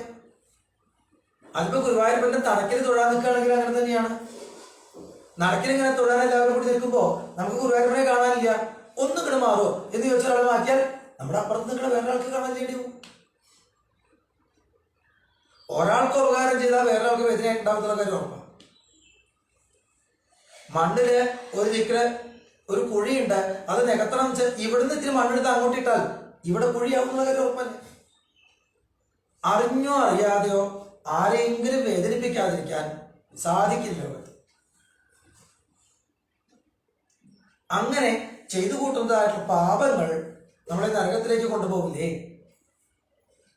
നരകം ഒഴിവാവാൻ എന്ത് വഴി എന്ന ചോദ്യത്തോട് കൂടിയിട്ടാണ് 6ാമത്തെ സ്കന്ധം ആരംഭിച്ചത്. അപ്പൊ അതിന് ശിശുക ബ്രഹ്മർഷി ആദ്യമൊക്കെ പാപം ചെയ്യാതിരുന്നാൽ മതി എന്ന് പറഞ്ഞു. പിന്നെ എന്താ പറയുക, വൈദികമായിട്ട് ജീവിച്ചോളൂ, ശുദ്ധീകരിക്കപ്പെട്ടോളും എന്ന് പറഞ്ഞു. ആത്മബോധം നേടിയെടുത്തോളൂ എന്ന് പറഞ്ഞു. പല വഴികൾ പറഞ്ഞു. അതൊന്നും ശരിയാവില്ല. പാപങ്ങളും ഇല്ലാതാവണം, പാപവാസനയും ഇല്ലാതാവണമെങ്കിൽ അതിന് ഏറ്റവും എളുപ്പമായ മാർഗം കേവലയായ ഭക്തിയാണ്. കേജിൽ കേവലയാ ഭക്തിയ വാസുദേവപരായണാഹ അഖന്ധുന്വന്തി കാർസ്നേന നീഹാരമിവ ഭാസ്കര എന്ന് പറയുന്നു. കേവലയായ ഭക്തി ഒന്നുകൊണ്ട് കേജിൽ ചിലര് എല്ലാ പാപങ്ങളെയും പാപവാസനകളെയും പൂർണ്ണമായിട്ടും ഇല്ലാതാക്കുന്നു. നീഹാരമിവ ഭാസ്കര. ഇപ്പോ തുലാമാസായി, കുറച്ച് മഞ്ഞൊക്കെ തങ്ങിയിട്ടുണ്ട്. ഉത്തരേന്ത്യയിലൊക്കെ തണുപ്പുള്ള ഭാഗത്തൊക്കെ പോയി കഴിഞ്ഞാൽ രാവിലെ കോടമഞ്ഞാണ്, ഒന്നും കാണില്ല. പുറത്തേക്ക് നോക്കിയാൽ സൂര്യൻ ഉദിച്ചു, അതിൻ്റെ ഒരു പ്രകാശം എവിടെ നിന്നോ വരുന്നുണ്ടെന്ന് തോന്നും, ഒരു വെളുപ്പൊക്കെ കാണും. പക്ഷേ മുന്നിലേക്ക് നോക്കിയാൽ ഒന്നും കാണില്ല, അത്രയും മഞ്ഞായിരിക്കും. ആ മഞ്ഞിനെ മാറ്റാൻ നമ്മൾ ഒന്നും ചെയ്യാറില്ല. സൂര്യന്റെ പ്രകാശം കൊണ്ട് തന്നെ കുറച്ച് കഴിയുമ്പോൾ മഞ്ഞ് പൂർണ്ണമായിട്ട് നീങ്ങും. ഒരു 9 മണിയൊക്കെ ആകുമ്പോഴേക്കും മഞ്ഞൊട്ടുമില്ലാത്ത അവസ്ഥയിലേക്ക് നമ്മൾ എത്തും. ആരാ മഞ്ഞിനെ നീക്കിയത്? നീഹാരമിവ ഭാസ്കര. ഭാസ്കരൻ, പ്രകാശത്തെ തരുന്ന ആ സൂര്യന്റെ ചൈതന്യം കൊണ്ട്, പ്രകാശം കൊണ്ട് നീഹാരം, മൂടൽ മഞ്ഞ് തനിയെ പോയി. ഇതുപോലെ ഭഗവാന്റെ തൃപ്പാദത്തിലേക്ക് നാം ആ കേവലയായ ഭക്തിയെ ചെയ്യുമ്പോൾ പാപങ്ങളും പാപവാസനകളും തനിയെ ഇല്ലാതാവുന്നു. നാം പോലും അറിയാതെ നാം ശുദ്ധീകരിക്കപ്പെടുന്നു. പിന്നെ മറ്റൊരാളെ വേദനിപ്പിക്കുന്ന രീതിയിലുള്ള ഒരു കർമ്മം നമ്മളിൽ നിന്ന് സംഭവിക്കുകയേ ഇല്ല എന്നായിത്തീരുന്നു. എന്താണ് ഈ കേവലയായ ഭക്തി? സകന്മന കൃഷ്ണോപചാരവിന്ദയോർ നിവേശിതം തദ്ഗുണരാഗി എന്നാണ് അതിന് ഉത്തരം പറയുന്നത്. നമ്മുടെ മനസ്സ് ശ്രീകൃഷ്ണപാദത്തിലേക്ക് നിവേശിക്കപ്പെടുക, നിശേഷം ചേർന്ന് നിൽക്കുക, ലയിച്ചു നിൽക്കുക. എങ്ങനെ? തദ്ഗുണരാഗി, അവന്റെ ഗുണങ്ങളെ ഓർത്തിട്ട്. ഇപ്പൊ മിക്കവാറും ആൾക്കാര് ക്ഷേത്രത്തിൽ പോകുന്നതും ഭഗവാന്റെ മുന്നിൽ നിൽക്കുന്നതും തന്റെ കഷ്ടപ്പാടുകൾ ഓർത്തിട്ടാണ്, തന്റെ സങ്കടങ്ങൾ പറയാനാണ്, തന്റെ ആവശ്യങ്ങൾ ഉണർത്തിക്കാനാണ്. ഭഗവാന്റെ ഗുണങ്ങളെ കുറിച്ച് ചിന്തിക്കുന്നവർ വളരെ കുറച്ചാണ്. എന്നാൽ കേവലയായ ഭക്തി എന്ന് പറഞ്ഞാൽ ഭഗവാന്റെ ഗുണഗണങ്ങൾ ഓർത്തിട്ട്, ഭഗവാനോട് രാഗമുണ്ടായിട്ട്, സ്നേഹമുണ്ടായിട്ട് ഭഗവാന്റെ തൃപ്പാദത്തില് മനസ്സ് അങ്ങനെ ചേർന്ന് നിൽക്കുക. അവിടെ തന്നെ കുറിച്ചുള്ള ചിന്തയെ ഇല്ലാതാവുക. ആരുടെ പാദത്തിലാണ് വേണ്ടതെന്ന് ചോദിച്ചപ്പോൾ കൃഷ്ണപദാരവിന്ദയോ എന്ന് പറഞ്ഞു. കൃഷ്ണൻ എന്ന് പറഞ്ഞാൽ ആരാ? ഇനി ദശമസ്കന്ധം വരാനിരിക്കണേ ഉള്ളൂ. വസുദേവപുത്രനായിട്ട്, കൃഷ്ണനായിട്ട്, അതൊക്കെ വരാനിരിക്കുന്നേ ഉള്ളൂ കഥ. ആദ്യമേ ഇത് പറഞ്ഞെങ്കിൽ അവിടെ കൃഷ്ണൻ എന്നതിന് വ്യക്തമായ മറ്റൊരു അർത്ഥം, ഒരു പേരല്ല.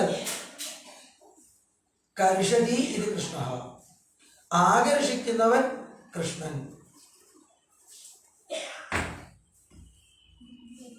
നമ്മളെ എല്ലാവരെയും തന്നിലേക്ക് ഏറ്റവും ആകർഷിക്കുന്നവൻ, തന്നിലേക്ക് വലിച്ചടുപ്പിച്ച് കൊണ്ടുപോകുന്നവൻ, നമ്മള് വിട്ടൊഴിഞ്ഞ് ദൂരേക്ക് മാറിപ്പോവാൻ ശ്രമിച്ചാലും വിടാതെ പിടിച്ചു നിർത്തുന്നവൻ, പല പല ദുഃഖങ്ങളെ തന്നിട്ട് ദുരിതങ്ങളെ തന്നിട്ട് എങ്ങനെയാണെങ്കിലും വീണ്ടും വീണ്ടും തന്റെ അടുത്തേക്ക് കൊണ്ടുവരുന്നവൻ, തന്റെ നാമം ജപിപ്പിക്കുന്നവൻ, അങ്ങനെയുള്ള ആ കൃഷ്ണന്റെ നമ്മൾ ദുഃഖങ്ങളുടെ വഴിയിലാ പോണേ, പുനർജന്മങ്ങളുടെ വഴിയിലാ പോണേ, സംസാരത്തിന്റെ വഴിയിലാ പോണേ. എന്നാൽ ഭഗവാൻ കൊണ്ടുപോണതോ ഇനി ജന്മങ്ങൾ വേണ്ടാത്ത ആനന്ദത്തിന്റെ മുക്തിയുടെ മാർഗത്തിലേക്കാണ്, തന്റെ അടുത്തേക്കായി വലിച്ചു കൊണ്ടുപോണേ. നമ്മൾ വീണ്ടും വീണ്ടും ദുഃഖങ്ങളുടെ പിന്നാലെ പോവാ, ഭഗവാൻ നമ്മളെ വലിച്ചു വലിച്ച് തന്റെ അടുത്തേക്ക് കൊണ്ടുപോകും.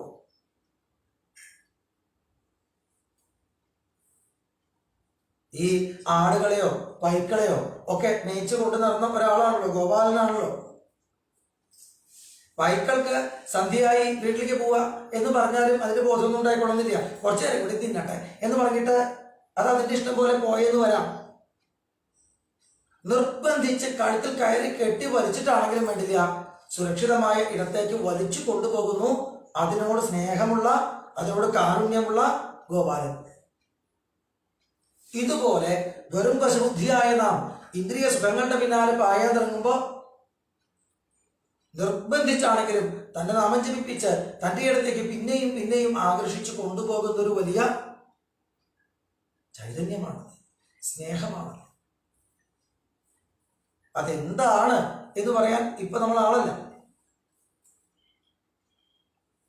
അതിനെക്കുറിച്ച് അറിയുക, ആ സ്നേഹത്തെക്കുറിച്ച്, ആ വാത്സല്യത്തെക്കുറിച്ച്, ആ കാരുണ്യത്തെക്കുറിച്ച് എപ്പോൾ ബോധമുണ്ടാകുന്നു അപ്പോൾ അതോർത്ത് ഇങ്ങനെയെല്ലാം ഉള്ളവനാണ് ഞാനെങ്കിലും എന്നിട്ടും എന്നെ സ്നേഹിക്കുന്ന അവിടുന്ന് എത്ര വലിയവനാണ് എന്നോർത്ത് കുറച്ചു നേരമെങ്കിലും, കുറച്ചു നേരമെങ്കിലും നമ്മളുടെ മനസ്സ് ആ കൃഷ്ണവതാരവിന്ദത്തിൽ മറ്റെല്ലാം മറന്ന് നിന്നിട്ടുണ്ടെങ്കിൽ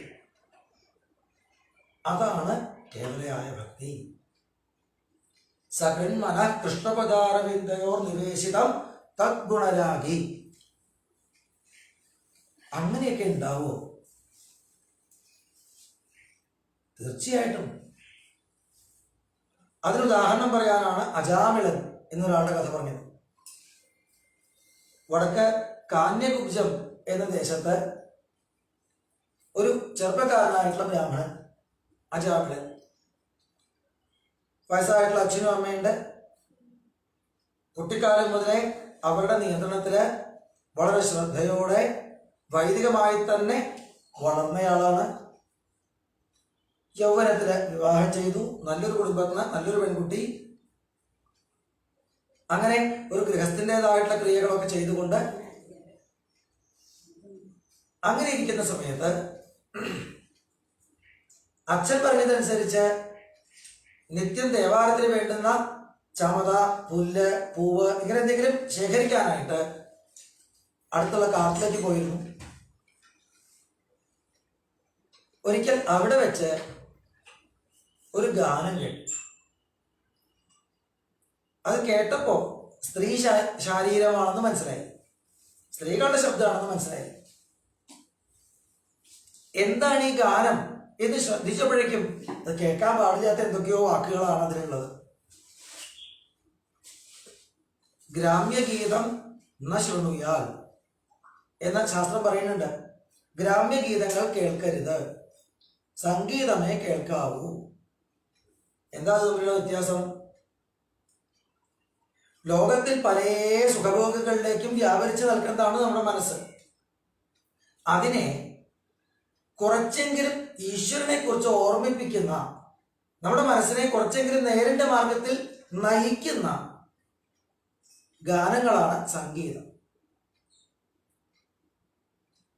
നമ്മളുടെ മനസ്സിനെ കൂടുതൽ കൂടുതൽ വിഷയങ്ങളിലേക്ക് വലിച്ചു കൊണ്ടുപോകുന്നതൊക്കെ ഗ്രാമ്യഗീതം എന്നാണ് പറയുന്നത്. ഗ്രാമ്യഗീതം എന്ന ശുണ്യ. പക്ഷേ ഇത് ഗ്രാമ്യഗീതമാണെന്ന് മനസ്സിലായിട്ടും ഒന്ന് കേട്ടപ്പോ എന്താ തിരക്കട് എന്ന് തോന്നി അജാമിളന്. കേട്ടപ്പോ ഇതാരാവും പാടുന്നത് ഒന്ന് കണ്ടാലോ എന്ന് തോന്നി. വേണ്ട വേണ്ട, അതൊക്കെ തെറ്റാണ്. അദ്ദേഹത്തിന്റെ ഉള്ളിൽ നിന്ന് ആരോ പറയുന്നുണ്ട്. ശാസ്ത്രമൊക്കെ പഠിച്ചയാളല്ലേ, തെറ്റാണ് എന്ന് ഉള്ളിൽ നിന്ന് ആരോ പറയുന്നുണ്ട്. പക്ഷെ ഉള്ളിൽ നിന്ന് തന്നെ മറ്റൊരു ശബ്ദം, ഒന്ന് കണ്ടു ചാപ്പ് എന്താ തരട്ടെ. നമ്മുടെ ഉള്ളിൽ രണ്ട് വാക്കുകളും ഉണ്ടാവും. മനസ്സിനെ ശ്രദ്ധിച്ചാൽ അറിയാം, ഇത് രണ്ടും നമ്മുടെ ഉള്ളിൽ തന്നെയാണ് തോന്നുന്നത്. ഒരിക്കലും ഒന്ന് കണ്ടു വെച്ചാൽ എന്താ കുഴപ്പം. ചെന്ന് നോക്കിയപ്പോ ഏതോ കുരുടയായിട്ടൊരു ദാസി, അല്പവസ്ത്രധാരിണിയായിട്ട് മദ്യമൊക്കെ കഴിച്ച് മതം പിടിച്ച് ഏതോ ജാനപുരുഷന്റെ കൂടെ ഇരുന്നു കൊണ്ട് പാടുന്ന പാട്ടാണ്. കണ്ട മാത്രമേ അയ്യയ്യേ കാണരുത്, വേഗം കണ്ടു തിരിച്ച് അദ്ദേഹം പോന്നു. പിന്നെ ഗൃഹത്തിൽ വന്നിട്ട് പതിവ് പോലെ ഭഗവത് ധ്യാനത്തിനായിട്ട് കണ്ണടയ്ക്കുമ്പോ ഈ ചിത്രമാണ് ഉള്ളിൽ വരുന്നത്. അത് ചിന്തിക്കരുത് എന്ന് കരുതും തോറും അത് കൂടുതൽ കൂടുതൽ ശക്തമാകുന്നു. അദ്ദേഹം അറിവുള്ള ആളായതുകൊണ്ട് മനസ്സിലാക്കി, ഏതോ ജന്മത്തിലെ പ്രാരബ്ധത്തിന്റെ ഒരു ഇത്തിരി ബാക്കിയുള്ളതാണ്. അത് അനുഭവിച്ചതിന് തീരണം. അല്ലെങ്കിൽ ഇത് എന്റെ കണ്ണിലേക്ക് വരേണ്ട കാര്യമില്ലല്ലോ, ഇത് അനുഭവിച്ച് തന്നെ തീരണം. എങ്ങനെ ഇതൊക്കെ അനുഭവിച്ച് തീർക്കാം, അതിന് മാർഗങ്ങൾ പറയപ്പെട്ടിട്ടുണ്ട്. അവനവന്റെ ദേവാലയത്തിൽ നിന്ന് ഒട്ടും പിടിവിടാതെ, അത് കുറയ്ക്കാതെ ലൗകിക വിഷയങ്ങൾ അനുഭവിക്കാം. അതനുഭവിച്ച് തീരും. മനസ്സ് ദേവാലയത്തിൽ തന്നെ നിന്നോളും. ക്രമേണ ഈശ്വരത്തിലേക്ക് തന്നെ തിരിച്ചു പോരാനൊക്കെ പറഞ്ഞിട്ടുണ്ട്.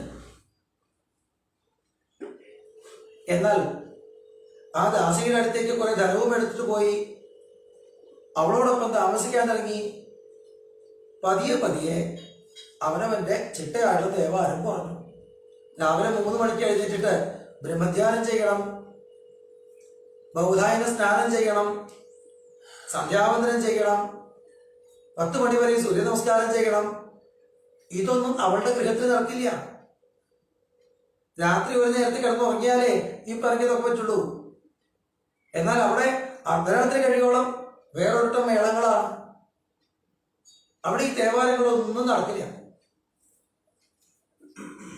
അങ്ങനെ ക്രമേണ എല്ലാം വിട്ടപ്പോ താനത് ബ്രാഹ്മണനായിരുന്നു എന്നതുപോലും മറന്ന് ദാസീപതിയായിട്ട് താൻ ഈ ചണ്ടാളനേക്കാളും കഷ്ടമായിട്ട് ജീവിച്ചു. ഇപ്പൊ ജീവിതത്തിൽ ഒറ്റ രക്ഷയുള്ളൂ. അവൾക്ക് സന്തോഷമാവണമെങ്കിൽ പണം വേണം. പണം പണം പണം പണം. ആദ്യമൊക്കെ ഗൃഹത്തിൽ പോയിട്ട് ഉള്ളത് മുഴുവൻ എടുത്തു കൊണ്ടുവന്ന് കൊടുത്തിരുന്നു. കുറച്ചു കഴിഞ്ഞപ്പോ മറ്റുള്ളവരെ പിടിച്ചു പറിക്കേ, വേണമെങ്കിൽ കൊല്ലേ, ഗ്രാമങ്ങൾക്ക് ഒന്നടങ്കം തീയിടെ, എന്തും ചെയ്യാൻ വേണ്ടിയില്ലേ, പണം വേണം. ഇവൾക്ക് സന്തോഷമാവണം. അതിനുവേണ്ടി മാത്രം ജീവിച്ചു. 88 വയസ്സ് വരെ യൗവനത്തിൽ ചെന്നതാണ് അവിടെ. കുറഞ്ഞത് 60 കൊല്ലം അവളുടെ അടുത്താണ്. 88-ാം വയസ്സില് അവളിൽ അദ്ദേഹത്തിന് 10 മക്കളുണ്ടായിട്ടുണ്ട്. അതിൽ 10ാമത്തെ ആള് നാരായണന് 5 or 6 വയസ്സേ ഉള്ളൂ പ്രായം. അദ്ദേഹത്തിന് മരിക്കേണ്ട സമയമാണ്. യമപുരുഷന്മാര്, ഭീകരന്മാര് കയ്യിലെ ഒലക്കയും കയറും ഒക്കെ ആയിട്ട് വന്ന് കഴുത്തിൽ കുടുക്കിട്ട് വലിച്ചു അത്രേ അജാമിളന്റെ ജീവനെ. അവരെ കണ്ട് പേടിച്ച് അദ്ദേഹം ഉറക്കെ വിളിച്ചത് ആ ഒടുക്കത്തെ ഉണ്ണിയെ നാരായണനെയായിരുന്നു. നാരായണ എന്ന ശബ്ദം മുഴുവനൊക്കെ അദ്ദേഹത്തിന്റെ നാവിൽ നിന്ന് വന്നോ എന്നറിയില്ല. കാരണം കുറെ ദിവസമായിട്ട് വയ്യാതെ കിടക്കുന്ന ആളാണ്. കഫം ശരീരം മുഴുവൻ കെട്ടിയിട്ടുണ്ട്. ശബ്ദം പുറത്തു വരാൻ വിഷമാണ്. പോരാത്തതിന് ഈ യമപുരുഷന്മാരെ കണ്ടിട്ടുള്ള ഭയവും. നാരായണ എന്നുള്ള നാമം മുഴുവനൊക്കെ വന്നോ എന്നറിയില്ല. നാരായണീയത്തിൽ ഭട്ടതിരിപ്പാട് പറയുന്നത് നാമ അക്ഷരമാത്ര വൈഭവാൽ, നാമത്തിന്റെ ഏതോ ഒരു അക്ഷരം വന്നിട്ടുണ്ടാവാം. അത് മതിയായി. ഭഗവത് പുരുഷന്മാര് 4 പേര് അവിടെ പ്രത്യക്ഷമായി. ചതുർഭുജന്മാര്, ശംഖചക്രകളൊക്കെ ധരിച്ചവര്. അവര് ആ കാലപാശത്തെ മുറിച്ചു കളഞ്ഞു. മാറി നിൽക്കൂ എന്ന് യമപുരുഷന്മാരോട് കൽപ്പിച്ചു. അവര് ഞെട്ടിപ്പോയി. ഇത് ആദ്യത്തെ അനുഭവമാണ്. ആരാ നിങ്ങള്, എന്താ ഇങ്ങനെയൊക്കെ എന്ന് ചോദിച്ചപ്പോ ഭഗവത് പുരുഷന്മാർ തിരിച്ചു ചോദിക്കുന്നത് നിങ്ങളാരാ? ഞങ്ങള് ഈ അധർമ്മന്റെ ആൾക്കാര്. ഇയാൾ ചെയ്ത അധർമ്മങ്ങളൊക്കെ ഇയാളെ അനുഭവിപ്പിക്കാൻ നരകത്തിലേക്ക് കൊണ്ടുപോവുകയാണ്. ഈ അജാമിളൻ ഈ ജീവിതത്തില് എന്തെല്ലാം പാപങ്ങൾ ചെയ്തിട്ടുണ്ട് അത് മുഴുവൻ എണ്ണി എണ്ണി എണ്ണി പറയുന്നവര്. ഇതൊക്കെ നരകത്തിൽ കൊണ്ടുപോയി അനുഭവിപ്പിക്കണ്ടേ? എത്ര ദണ്ഡേന ശുദ്ധ്യതി. നരകം എന്ന് പറഞ്ഞാൽ ദണ്ഡങ്ങളാണ്. പക്ഷേ അത് ശുദ്ധീകരിക്കാൻ വേണ്ടിയിട്ടാണ് ജീവനെ. അതായത് ഞങ്ങൾക്ക് ഉപദ്രവിക്കുന്ന ആഗ്രഹമൊന്നുമില്ല. ഈ ജീവനെ ശുദ്ധീകരിക്കാൻ വേണ്ടിയിട്ടാണ്. എത്ര ദണ്ഡേന ശുദ്ധ്യതി, ഞങ്ങൾ കൊണ്ടുപോകണ്ടേ എന്ന് ചോദിക്കുമ്പോ ഭഗവത് പുരുഷന്മാർ ഇതൊക്കെ നിന്ന് കേട്ടു. എന്നിട്ട് അവസാനം ചോദിച്ചു, ഇയാൾ ഇത്രയെല്ലാം പാപങ്ങൾ മുൻപേ ചെയ്തിട്ടുണ്ടാവാം, പക്ഷേ അവയ്ക്ക് മുഴുവൻ എന്നല്ല, കഴിഞ്ഞൊരു കോടി ജന്മത്തിനിടയിൽ ഏതെങ്കിലും പാപങ്ങൾ ചെയ്തിട്ടുണ്ടെങ്കിൽ അവയ്ക്കു കൂടി പ്രായശ്ചിത്തം ചെയ്ത് കഴിഞ്ഞിരിക്കെ ഇനിയും നരകത്തിലേക്ക് കൊണ്ടുപോകാൻ എന്താണ് കാരണം എന്നാണ് ചോദിച്ചത്. പ്രായശ്ചിത്തോ അജാമിളനോ? ഏയ് എന്നാണ് യമപുരുഷന്മാര്. ചെയ്തു, സകല പാപങ്ങൾക്ക് പ്രായശ്ചിത്തം ചെയ്തു, നിങ്ങളത് അറിഞ്ഞില്ലെന്ന് പറയൂ. എന്തു പ്രായശ്ചിത്തം? നിങ്ങളെ കണ്ട് ഭയപ്പെട്ടപ്പോ അയാൾ ഉറക്കെ ഉച്ചരിച്ചത് നാമ സ്വസ്ത്യയനം ഹരേ, സ്വസ്ത്യയനമായ ശ്രീഹരിയുടെ തിരുനാമമാണ്.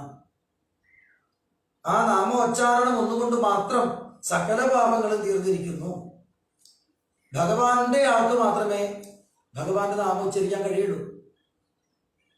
ഭഗവാൻ ഒരു ജീവനെ കുറിച്ച് ഇവൻ എന്റെയാണ് എന്ന് കരുതുമ്പോൾ മാത്രമേ അവന്റെ നാവിൽ തിരുനാമം വരുള്ളൂ.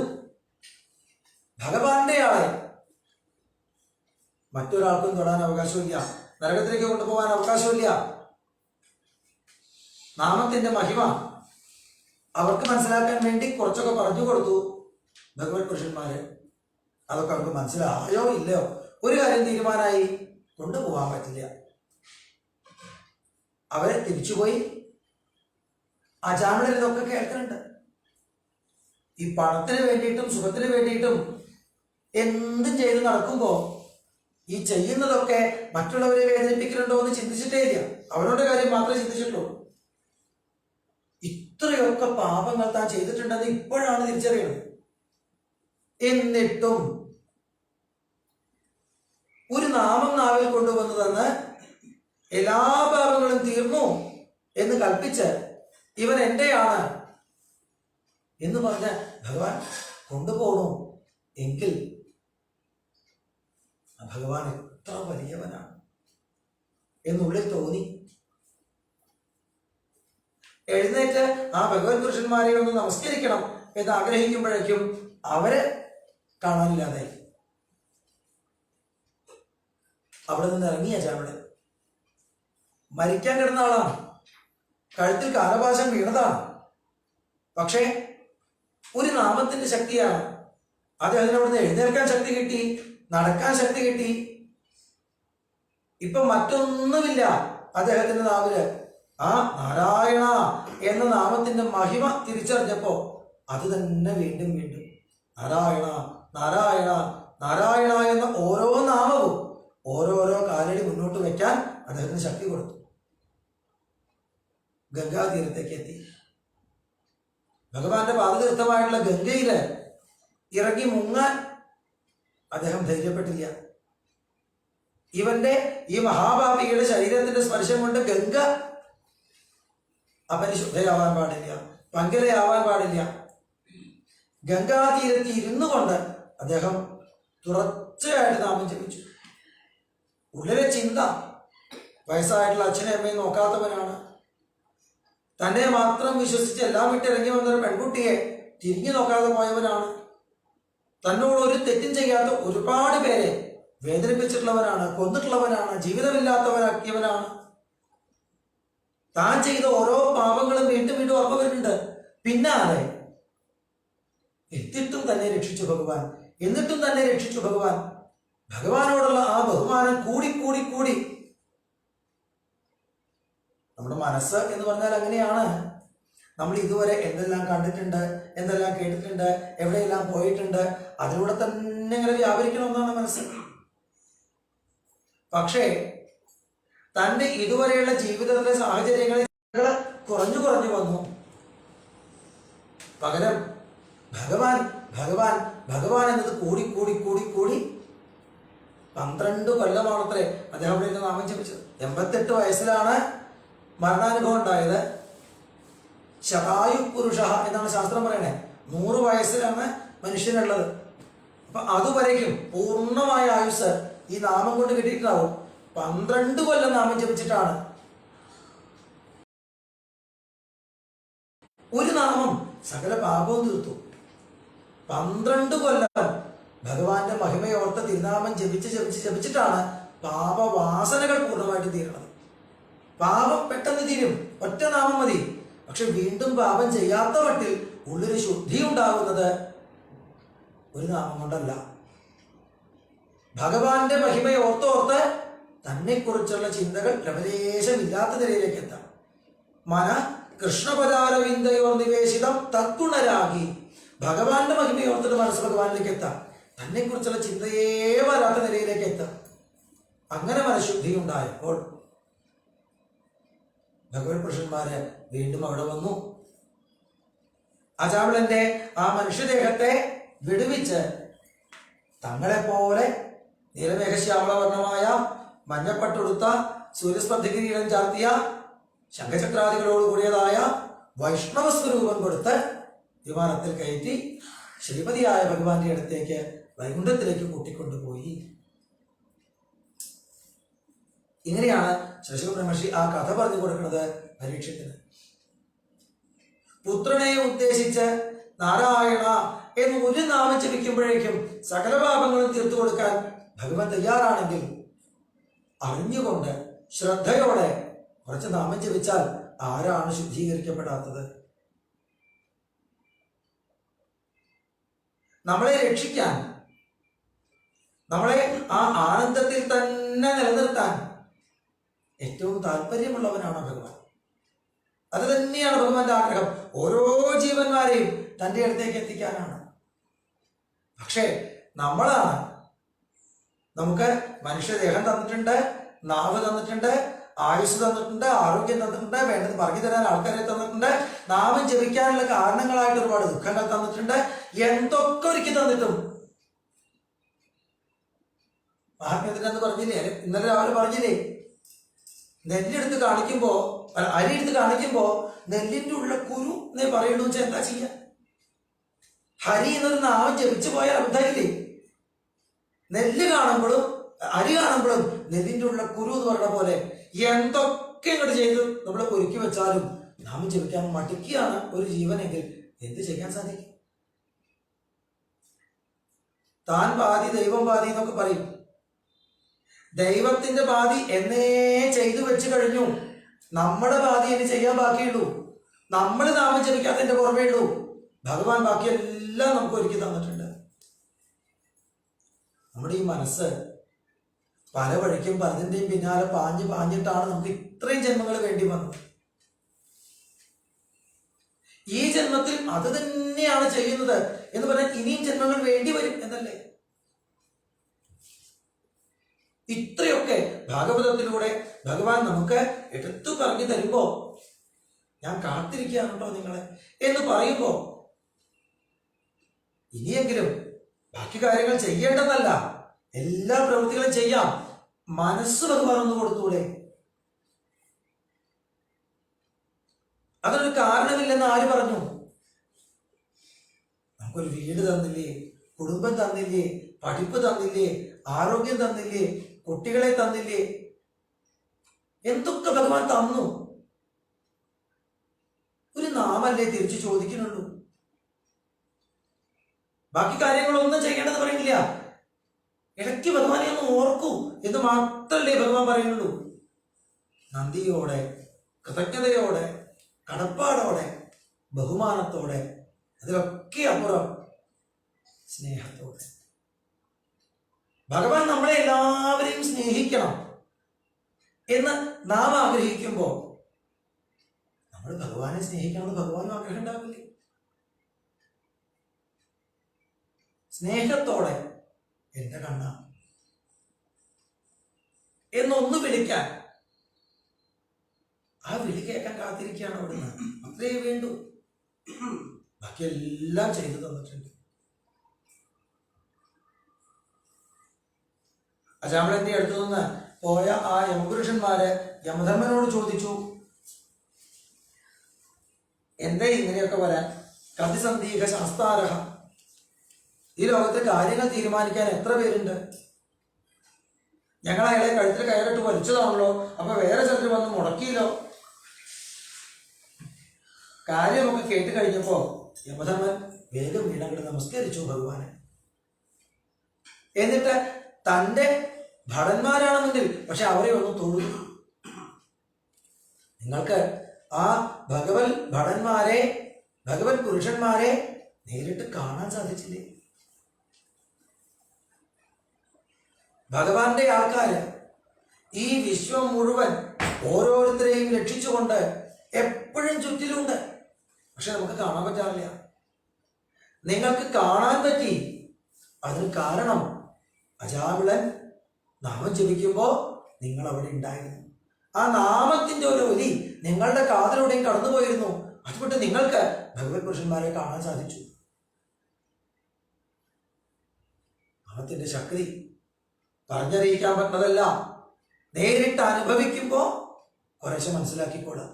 അജാമിളോപി യേനൈവ മൃത്യുപാശാല മുച്യത.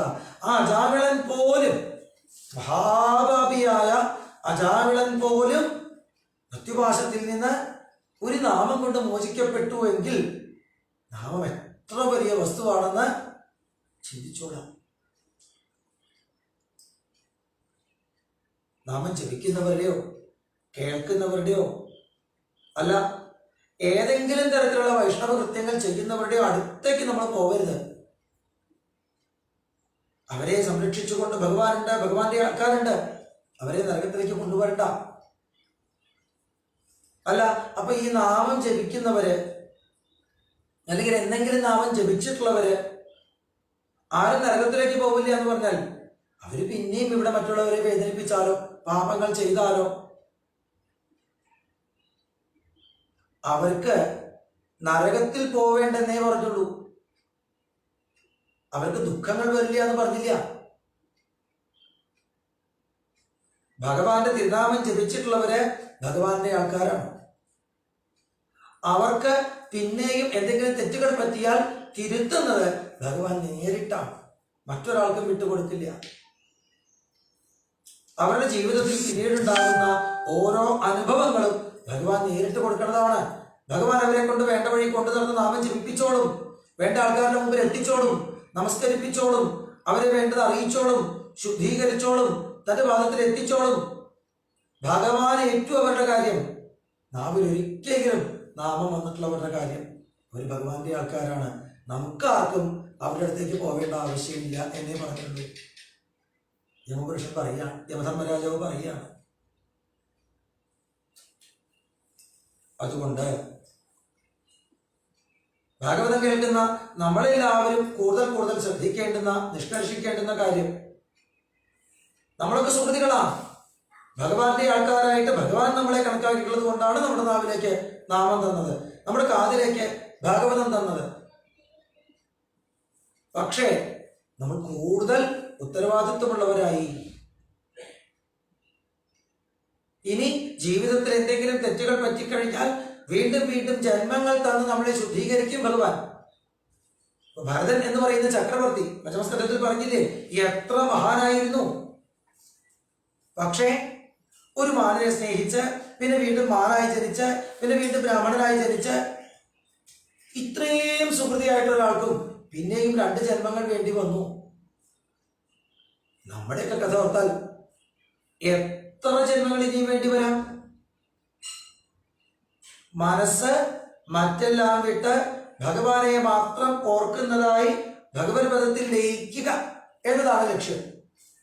അത് ഈ ജന്മത്തിൽ തന്നെ ആയെങ്കിൽ ഇനിയൊരു ജന്മം വേണ്ടി വരില്ല.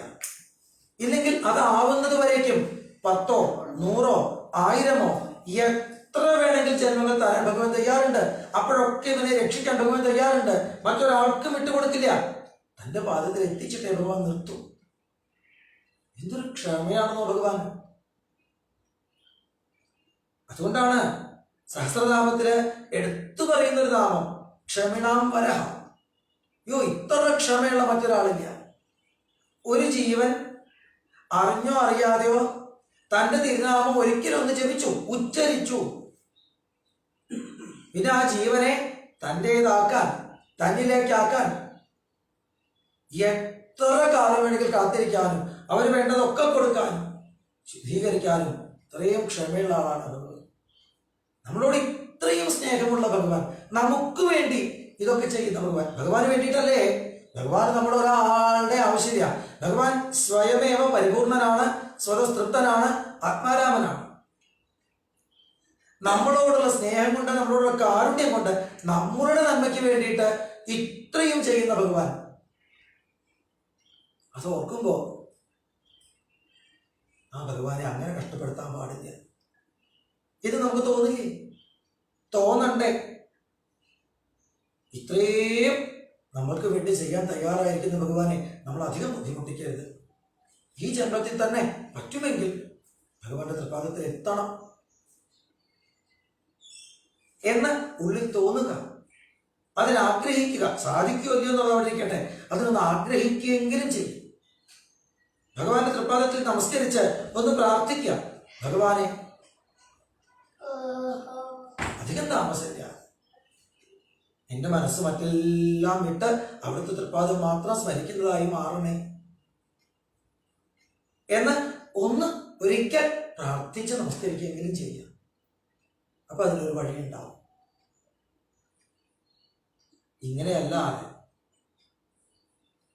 ഇങ്ങനെയല്ലാതെ ഭഗവാന്റെ മഹിമയറിഞ്ഞ്, ഭഗവാന്റെ നമ്മളോടുള്ള സ്നേഹം അറിഞ്ഞ് തിരിച്ചങ്ങോട്ട് ഭഗവാനോട് സ്നേഹം തോന്നിയാലല്ലാതെ പാപവാസനകളിൽ നിന്ന് മുക്തി ഉണ്ടാവില്ല, ഉള്ളം ശുദ്ധമാവില്ല. ഇതാണ് ഈ 6ാമത്തെ സ്കന്ധത്തില് പോഷണം തദനുഗ്രഹ എന്ന ലക്ഷണമുള്ള 6ാമത്തെ സ്കന്ധത്തിലെ ആദ്യത്തെ 3 അധ്യായങ്ങളിലായിട്ട് നമ്മൾക്ക് പറഞ്ഞു തരാനുള്ളത്. നമുക്ക് തൽക്കാലം ഇവിടെ നിർത്താം. ഇനി 2 മണിക്ക് വീണ്ടും പാരായണം ആരംഭിക്കും. സർവത്ര ഗോവിന്ദനാമ സങ്കീർത്തനം ഗോവിന്ദ ഗോവിന്ദ. ഹര ഹര നമഃ പാർവതീപതയേ. ജാനകീകാന്ത സ്മരണം ഗോപികാ ജീവന സ്മരണം